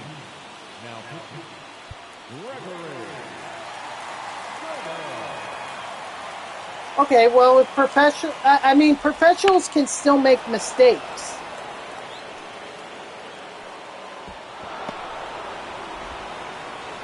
That's the thing. Professionals can still make mistakes. It's still dangerous. They just do everything they can not to make a mistake. Or they take every precaution necessary to not make the mistake. Still, things can happen. 0-1.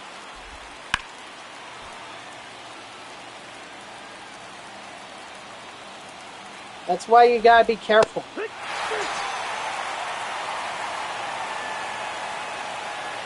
Strike 3, sit down.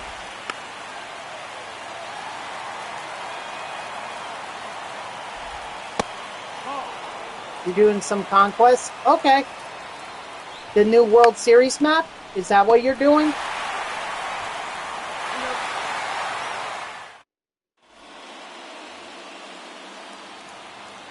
Now pitching, Robert Suarez.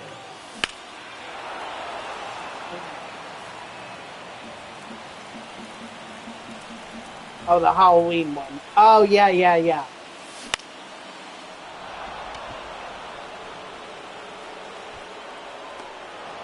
Yeah, I did that on, what was it, yesterday? Yeah, I think I did that yesterday. It's not that tough of a map, honestly. The first couple of games, or the first couple of strongholds, yeah, you're going to have to play on All-Star, but then you get to play on Veteran. Craig Biggio with the walk-off puts us 1 win away from the championship. And if I play my cards right, maybe I could get this done before I have to start getting ready for work.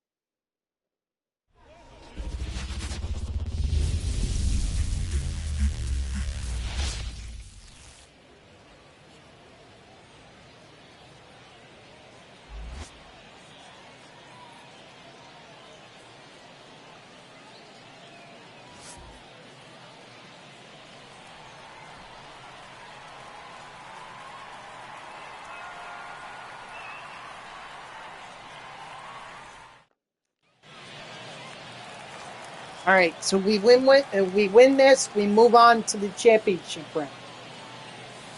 And from there, we just need to win, and we complete the program.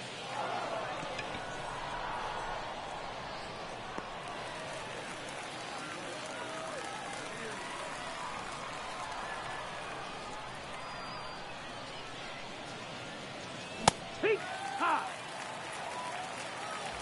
0-1.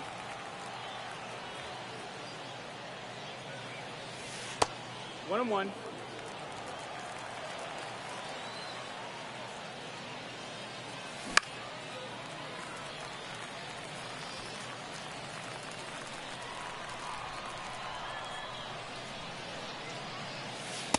That's the ball.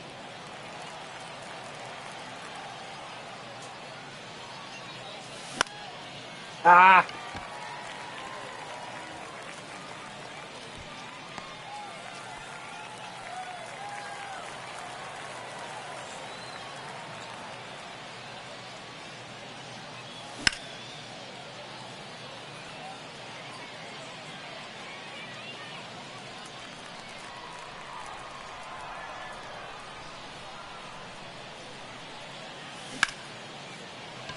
Oh, man, that looked like such a great hit, and then it didn't. Very deceptive.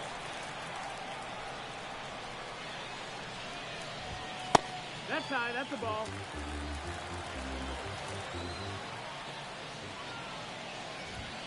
That's what.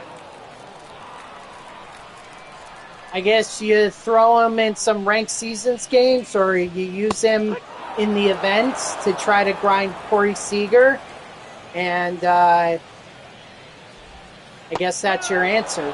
Strike 3, sit down.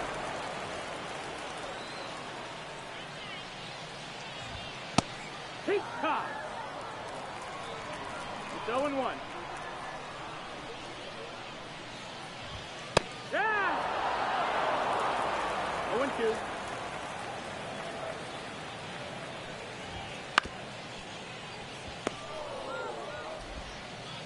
He's out.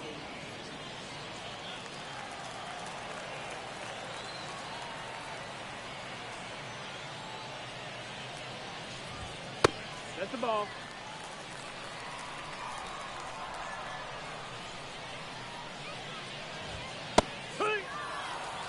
Hello, cheater. How are ya?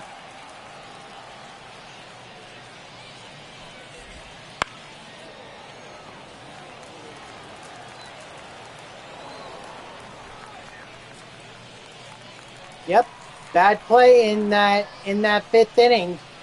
You know, very much reminded me of the 2015 Mets. Leading off for Long Island, the first baseman, I don't know if I would call them jerk-offs. I think I would call them boneheads, probably. Because it's like some of those plays they could have made. Drag 2. You know, like Judge could have caught that fly ball.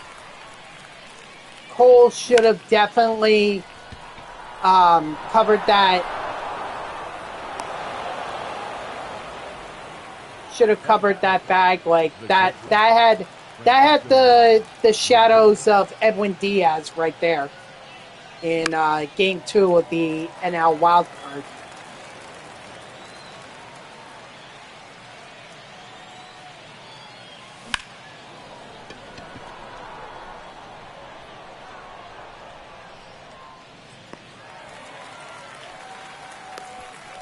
So, but you know that it boils down to fundamentals. This game, for all its high velocity pitchers and power hitting home run hitters, it's still a game of fundamentals. It will always be that. And yeah, you obviously need those high velocity pitchers. You need those home run hitters in your lineup to be able to make it to the World Series. But once you do get there, it's just fundamentals.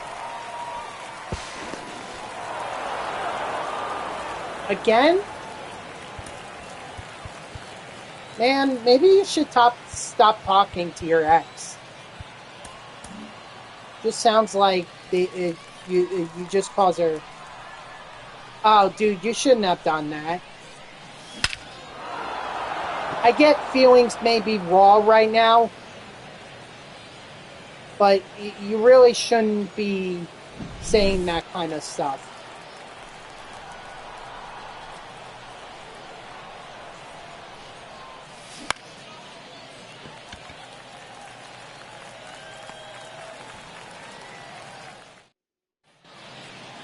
Leading off for the Tigers. That doesn't mean you should say it anyway.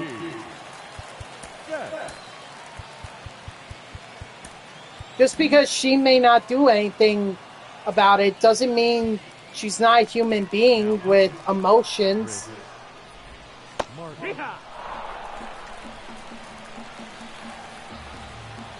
They are definitely trying to get him, yes.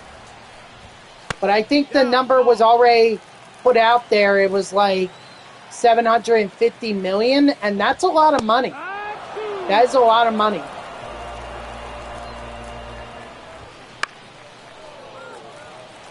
Of course, a lot of people are interested in Soto. There are like 11 teams that have already inquired about his services, but I think it comes down to like it comes down to 5 or 6 teams that can actually afford him, and then 3 to 4 teams that actually have that Juan Soto is very interested. No, that's out. I mean, that's the number that was put out there. May not be a realistic number, but that's what's out there. No, I'm aware. I'm aware. Which is funny that he was a finalist for a Gold Glove this year. Just shows you what a joke the Gold Gloves have been. You know, Lindor should have had one, but he didn't even get named a finalist. Yet Juan Soto, for all his defensive errors, gets a Gold or gets a. You really should. I would recommend just staying away.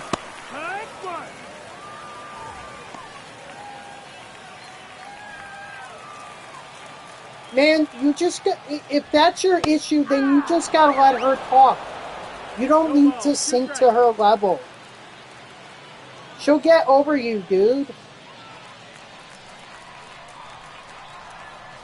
But all you're doing is by calling her ugly or saying she's got no friends or whatever, you're just proving whatever she's saying about you right.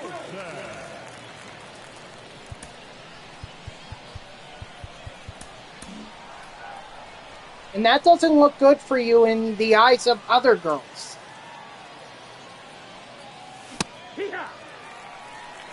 No ball, 1 strike.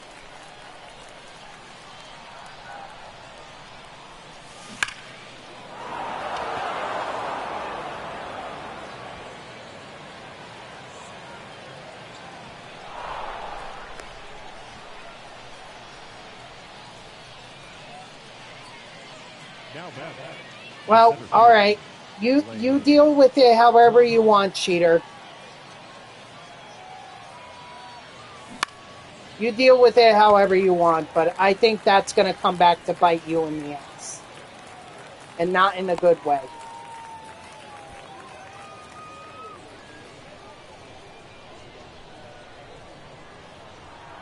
So, I can only recommend, I can only give you advice, but if it doesn't sound like you're going to... It doesn't sound like you're going to listen to me. How? Because other girls are going to see how you're treating her, and they're going to look at you and say you're a jerk and never go out with you. Because women do not want to date a jerk.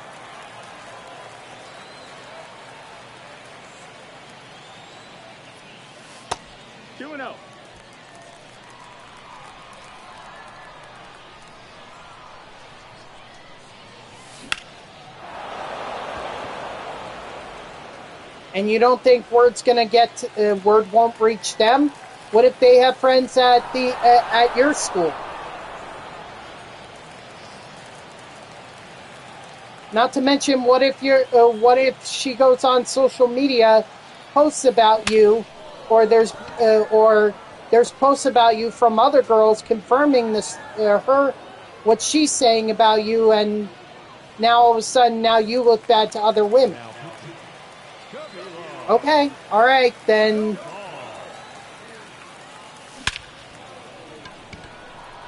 Then you deal with it however you want to deal with it, cheater.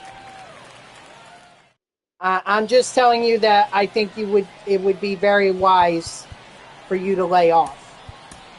But not defamation if you are calling her ugly and saying she has no friends. It's not defamation. Ball, that's it. Hurt.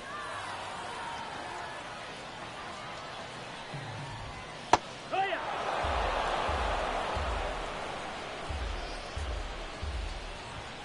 Hurt.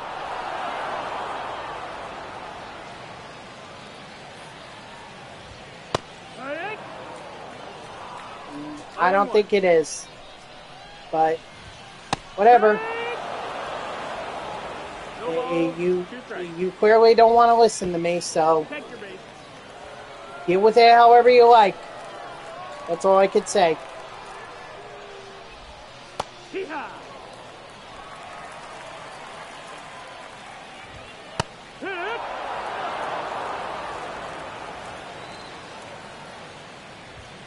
Hee-haw.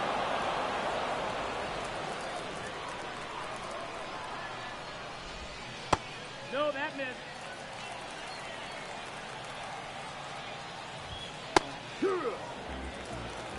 1-1.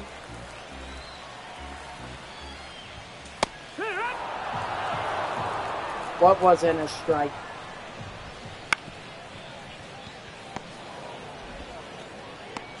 There we go. There we go. We're moving on to the championship. If I could get this done quickly, I may be able to get those 3 vouchers and get the program done. That would be freaking fantastic.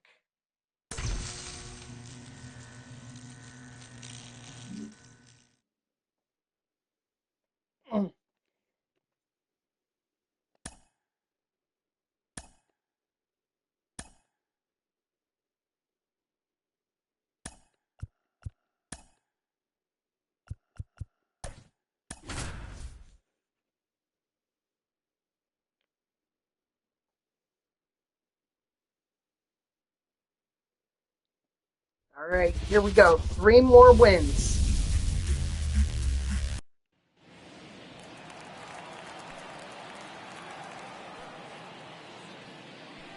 Three more wins and we are done. Never have to grind this mini seasons ever again. That's foul.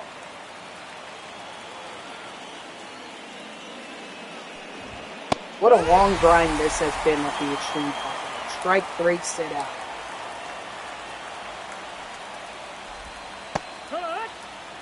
And I gotta post all the, not just this stream, but the last 2 streams as well.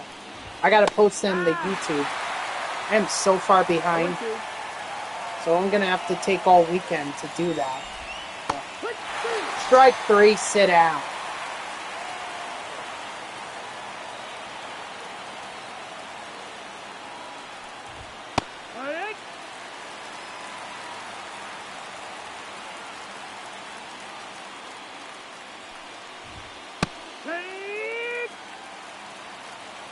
No ball, 2 strikes.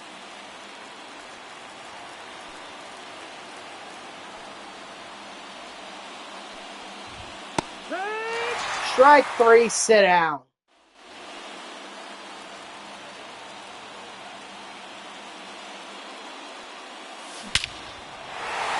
Nice. Attaboy, Ricky.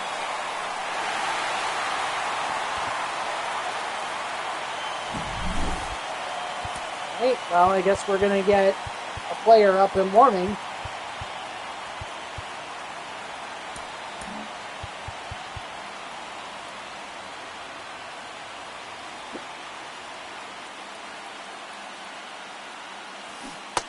1-0.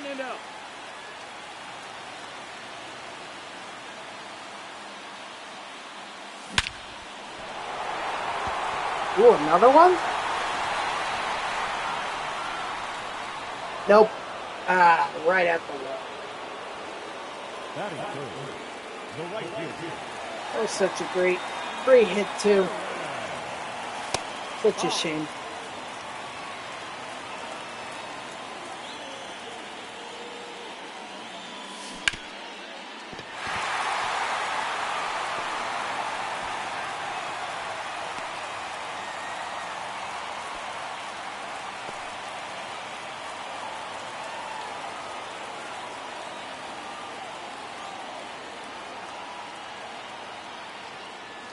One-zero.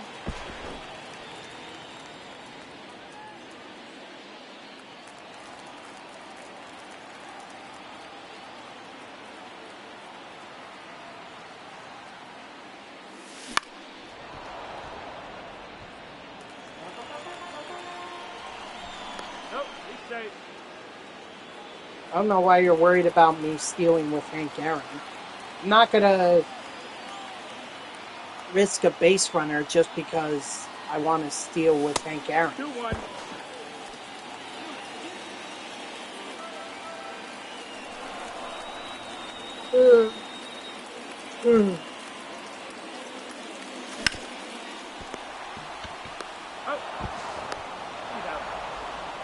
Ow, ow, ow. God.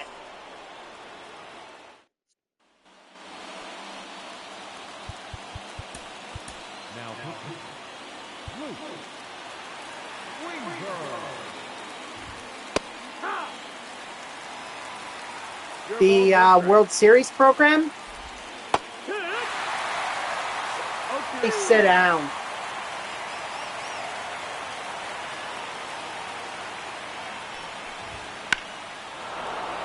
Oh, no. Alright. Just by doing all the moments? Dude, how does he hit that home run? Come on. Middle outside. There's no way.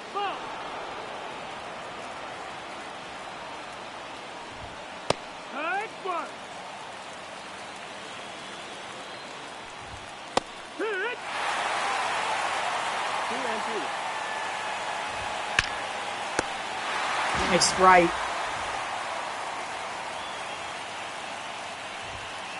That's the ball low.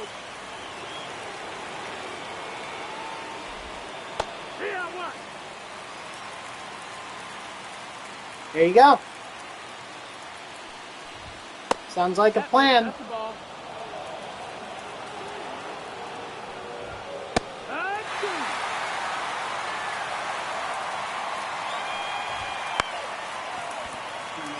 Get there. Get there. Yes. Now pitching, Leander Hendricks.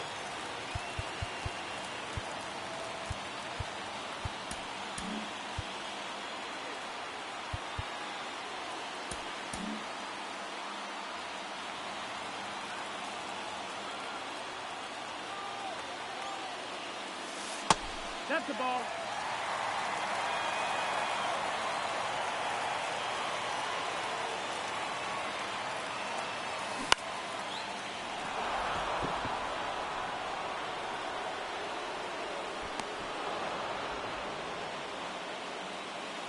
Batting fifth, the second baseman.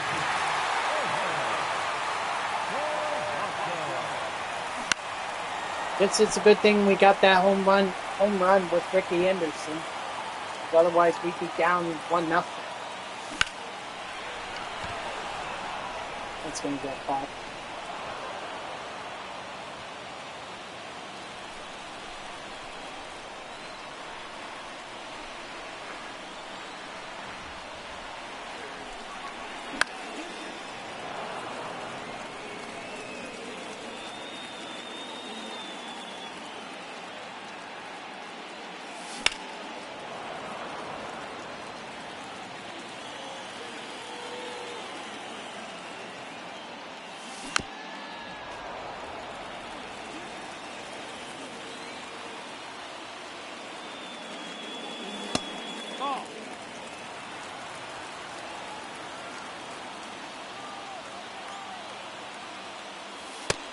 ball. 2-2.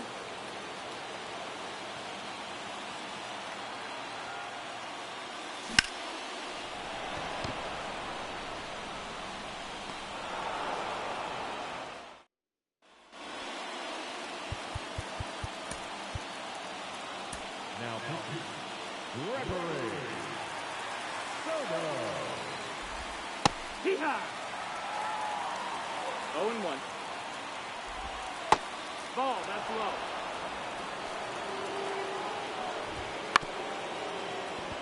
And ball!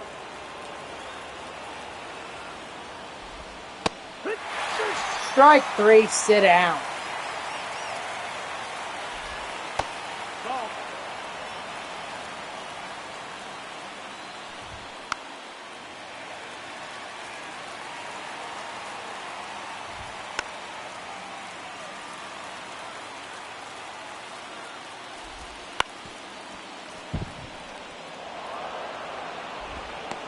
Oh, he's safe.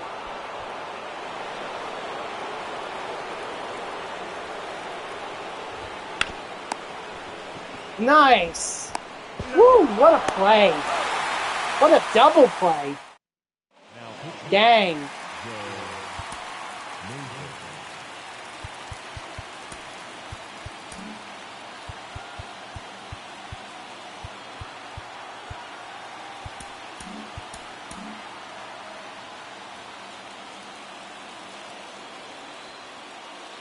But we need to end it here. We can't allow this to go to extras.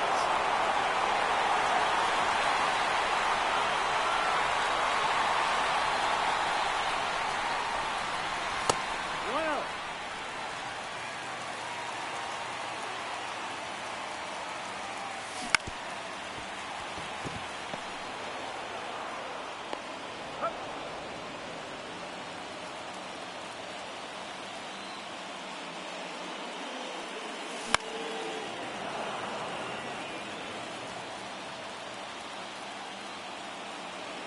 Okay, sounds good, Peach.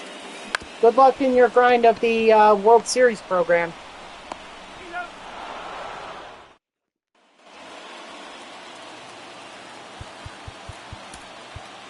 Now pitching. Dennis Eckersley. Hey! It's 0-1. Strike 2. 0-2. Hit! Strike 3, sit down.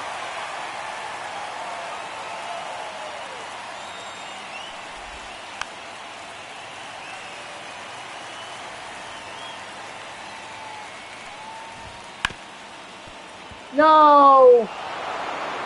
Failing. He's in there. He's safe. Yeah, that was always going to be tough. I mean, it was close. Like, it was really, really close. 0-1. Hit! No balls. 2 strikes. Hit! Strike 3, sit down. Hit! 0-1.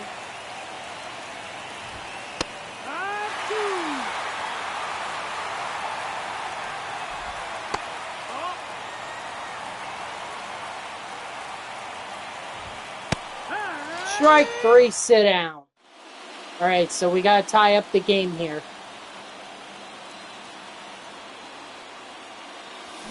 Hee-haw! 0-1. Hee-haw! 0-2.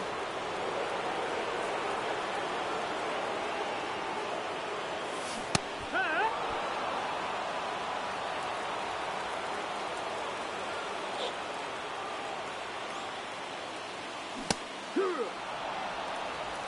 No balls, 1 strike.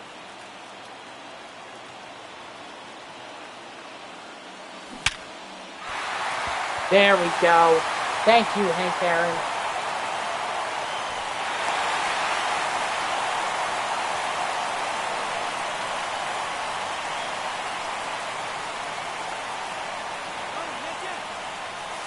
Outside, ball. Wait, what do you mean?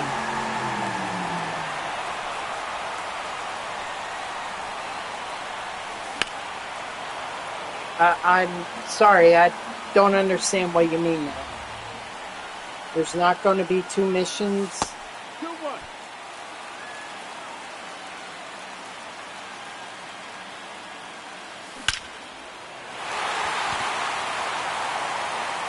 That's gone. Walk-off home run, Pete Alonso.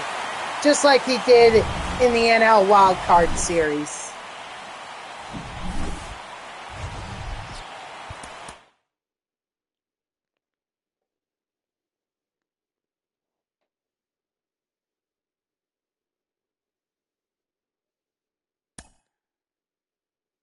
Oh, so there's not going to, so what you're saying is there's not going to be a second set of missions.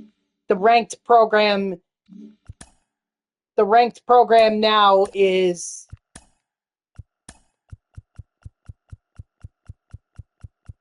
I gotcha. Now I understand.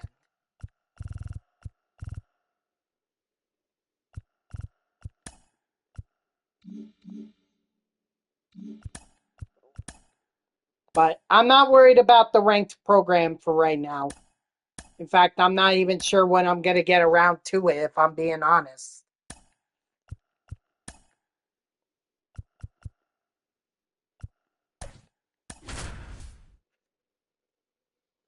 I mean, hopefully I could get around to it soon. Ugh.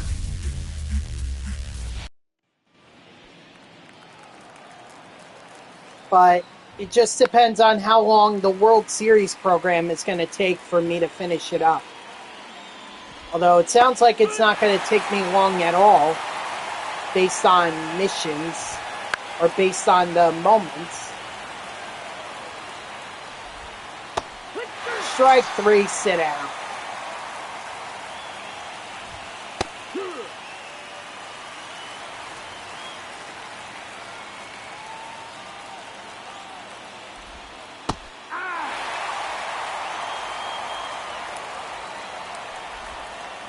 Ball, that's low.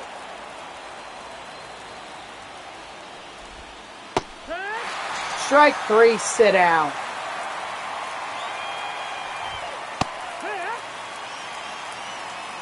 No ball, 1 strike. Strike. 0-2.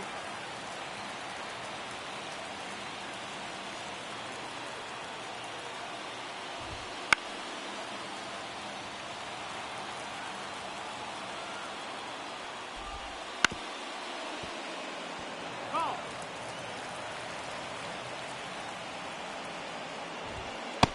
That's the ball.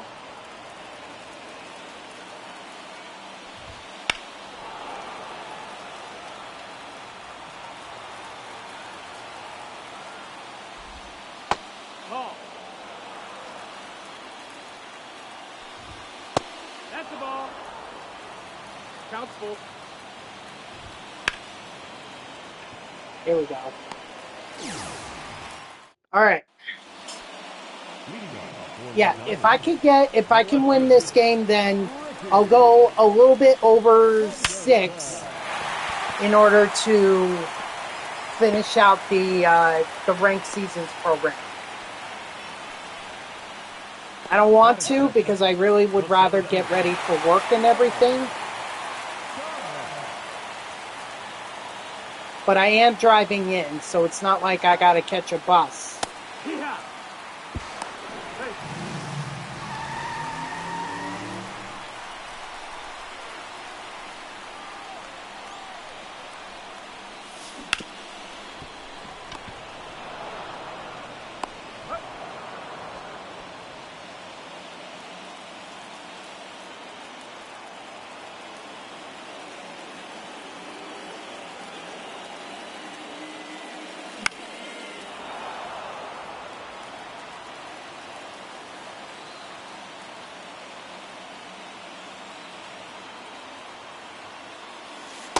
No, that's outside. Ball.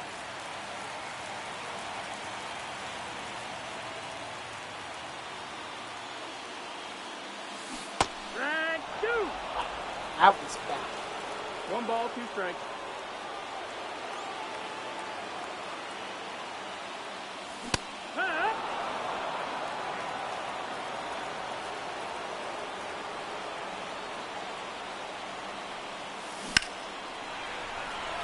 And we still couldn't score. Even with getting Ricky Henderson on base, we still could not score.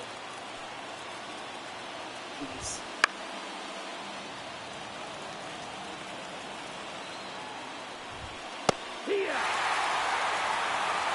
No balls, 2 strikes. Strike 3, sit down. That's inside. That's the ball.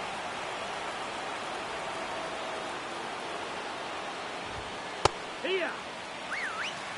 1-1.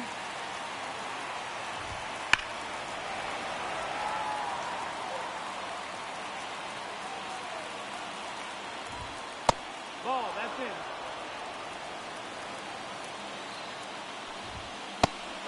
Strike 3, sit down.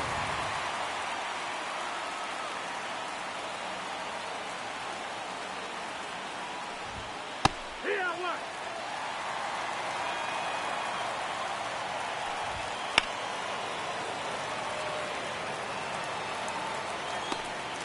Nice. Leading off for the line. Not shortstop. Francisco.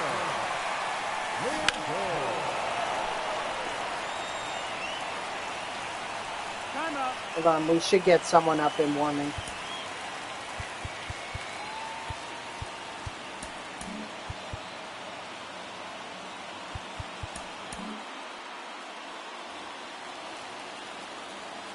I don't see why I'm trying to get the save with Ottavino if I'm going to finish out the program on vouchers.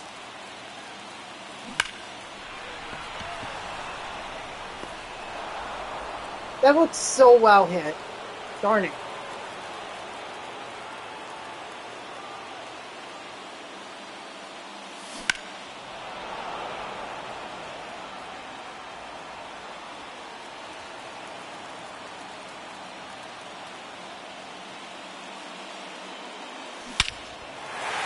Nice. Thank you, Jorge Polanco.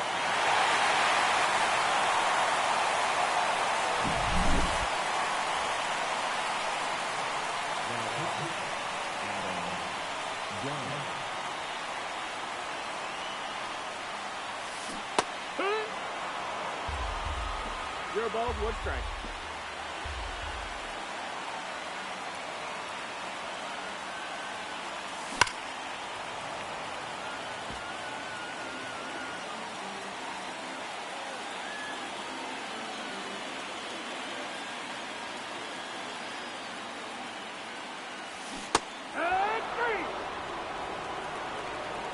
Sorry, right.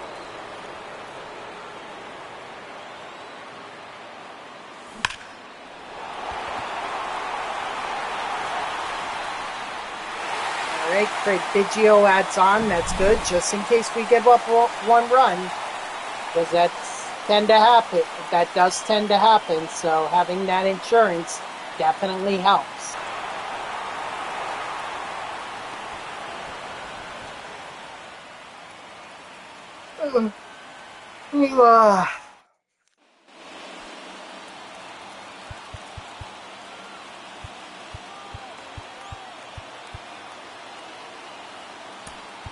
Now pitching. Ottavino. That's one.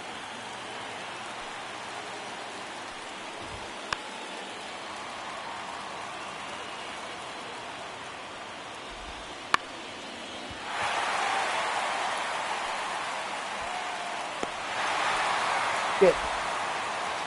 More outs. Come on, we got this. We got it. We got it. Nope, ball. Good. 1-1.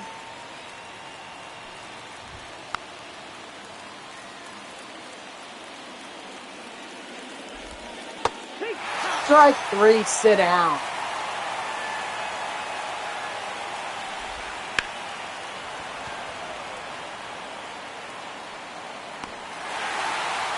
Yes, sir. 2 wins.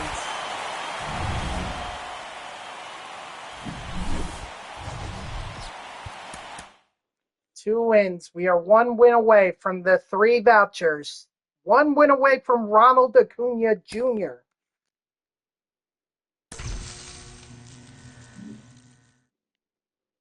Although it seems like we just got the on deck pack.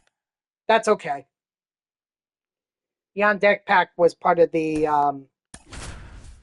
program, so it's very appropriate that we use John Donaldson to end this grind off.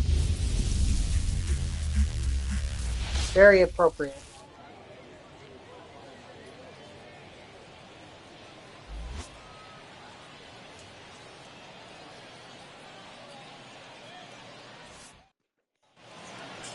Leading off for the line. But first, we gotta get this win. We need to get base runners, and of course, Ricky Henderson is not gonna help in that department. At least not in this at bat. Maybe in another one, if it gets that far.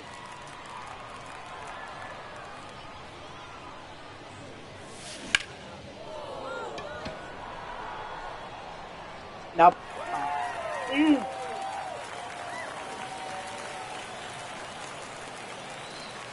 Listen, I really don't want to play another game after this, so the sooner I can wrap this up, the better.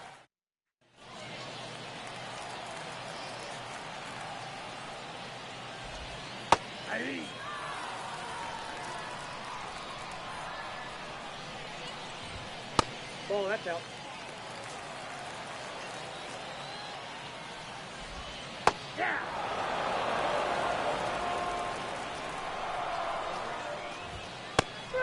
Strike 3, sit down.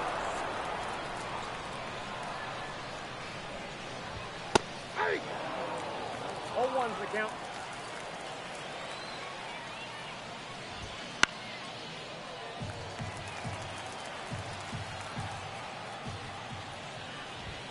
One ball, 2 strikes.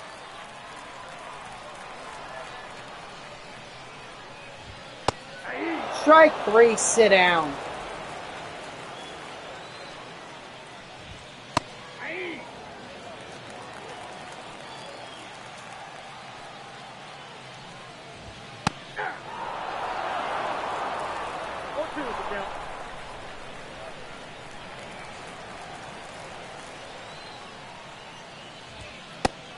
Strike 3, sit down. Alright, so we kept them off the board, but we really need to get on the board if we're going to win this game.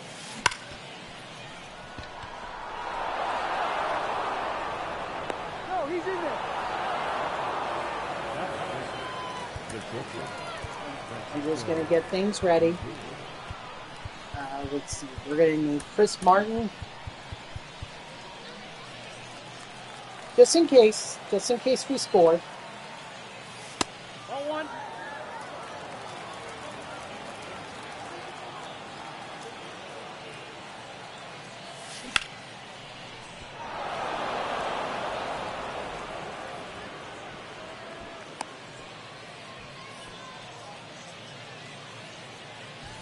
Now, Leo Hendricks.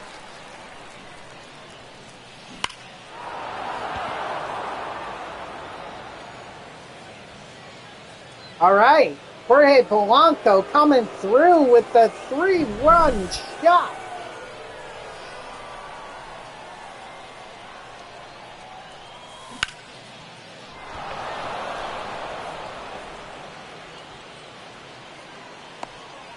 Now comes the portion where I just go ahead and run myself off the baseballs. 1-0. That is unless the Pinheads score a run or 2 or 3. Hopefully not 3.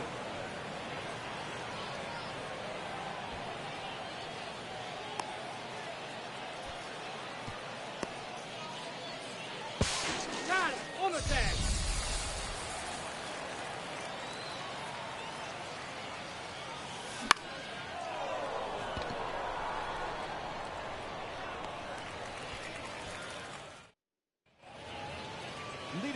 For the pinhead, Right. Bringing the first Chris baseman, Martin. Frank Thomas. Now pitching, Chris Martin. Ball! That pitch is out.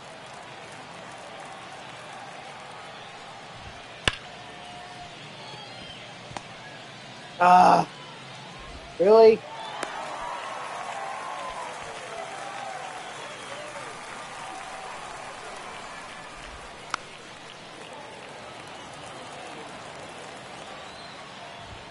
Hey! 0-2. Strike 3, sit down. Hey! 0-1.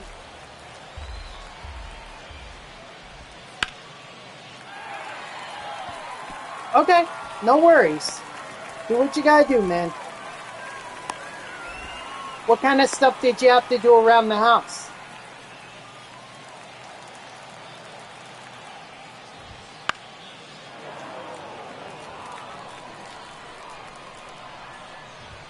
Hey! No ball, 2 strikes.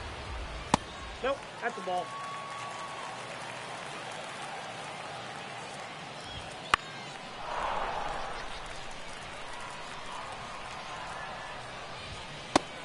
Strike 3, sit down.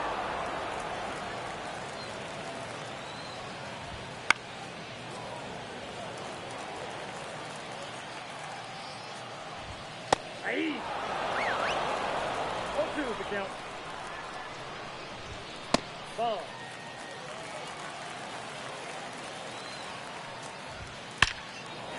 Uh-oh. Well, there's the 1 run.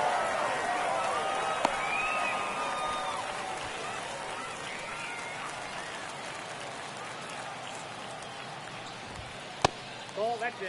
Just being...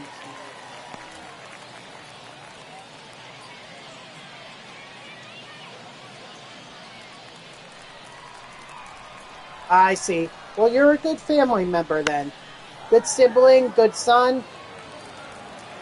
It's very nice of you to clean up the house and cook dinner for them. 1 ball. That was very nice. Strike 3, sit down. Now Of course. Joe Nathan.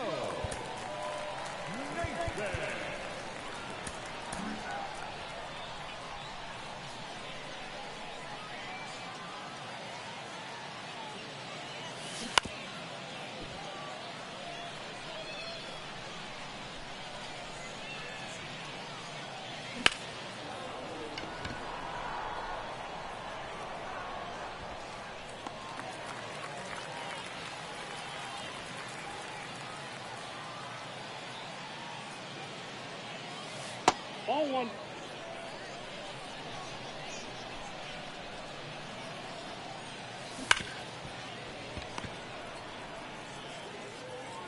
Oh!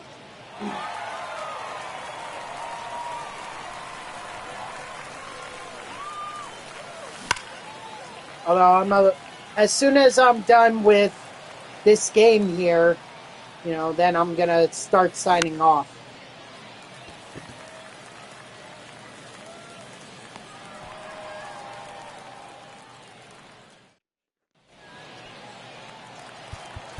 Let's put in Chapman to get this saved for the 3 vouchers and for Ronald Acuna Jr. 0-1's the count. Hey!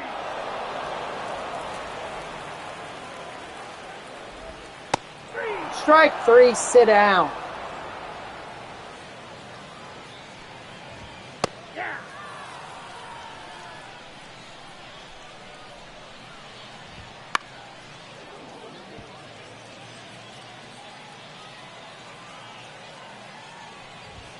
Hey! Strike 3, sit down.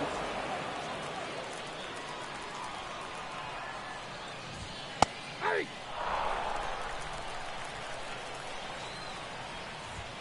Ball, that's inside.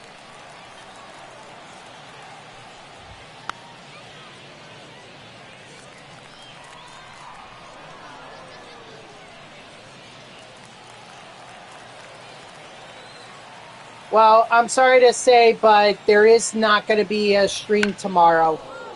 That I usually only stream on the weekends if I miss a stream on during the week. And that did not happen this week, so I'm going to use the weekend to like kind of relax and enjoy myself, at least until I have to go into work, and then I'll be back on Monday. But first, let's wrap up the let's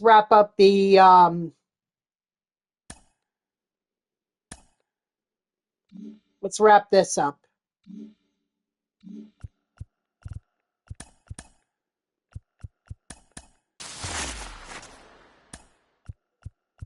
And there's the 3 vouchers that I need. I'll get to these in a second. Let's go over here to the programs. Stream.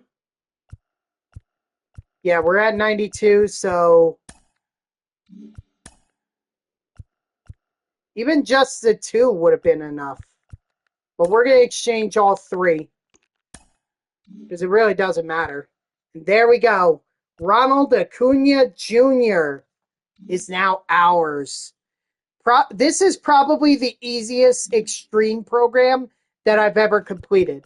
It definitely took a lot of time, but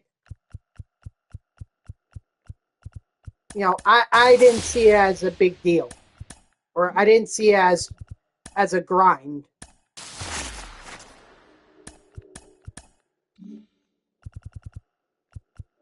So let's see. Okay, I guess I'm going with Rube Foster. And then Mitch Garver as well. And Jim Rice.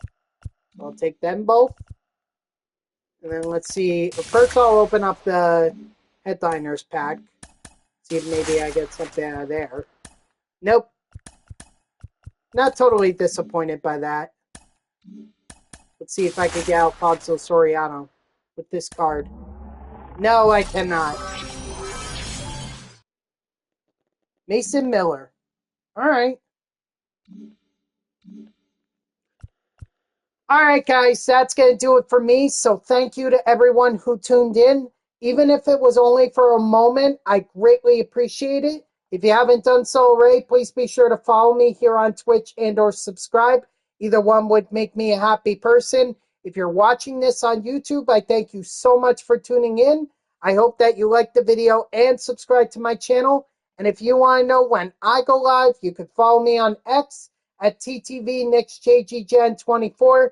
It's my gamer tag that's in the upper left there. So go give me a follow. I'll usually post whenever I go live. You can also turn on notifications here on Twitch. That way Twitch sends you an email every time I start up a stream. I mean, we got a lot done today. We got the Halloweek program done. We got the Extreme program done. And we did make some progress in the World Series program. There was a mission that I did get done, but I didn't do enough to get to the first card in it. So that is what we're going to be focusing on Monday, is doing the World Series program, collecting MVP Freddie Freeman. So I hope you'll all tune in on Monday at 3 p.m. Eastern. And until then, guys, have a great night and have a great weekend. See ya.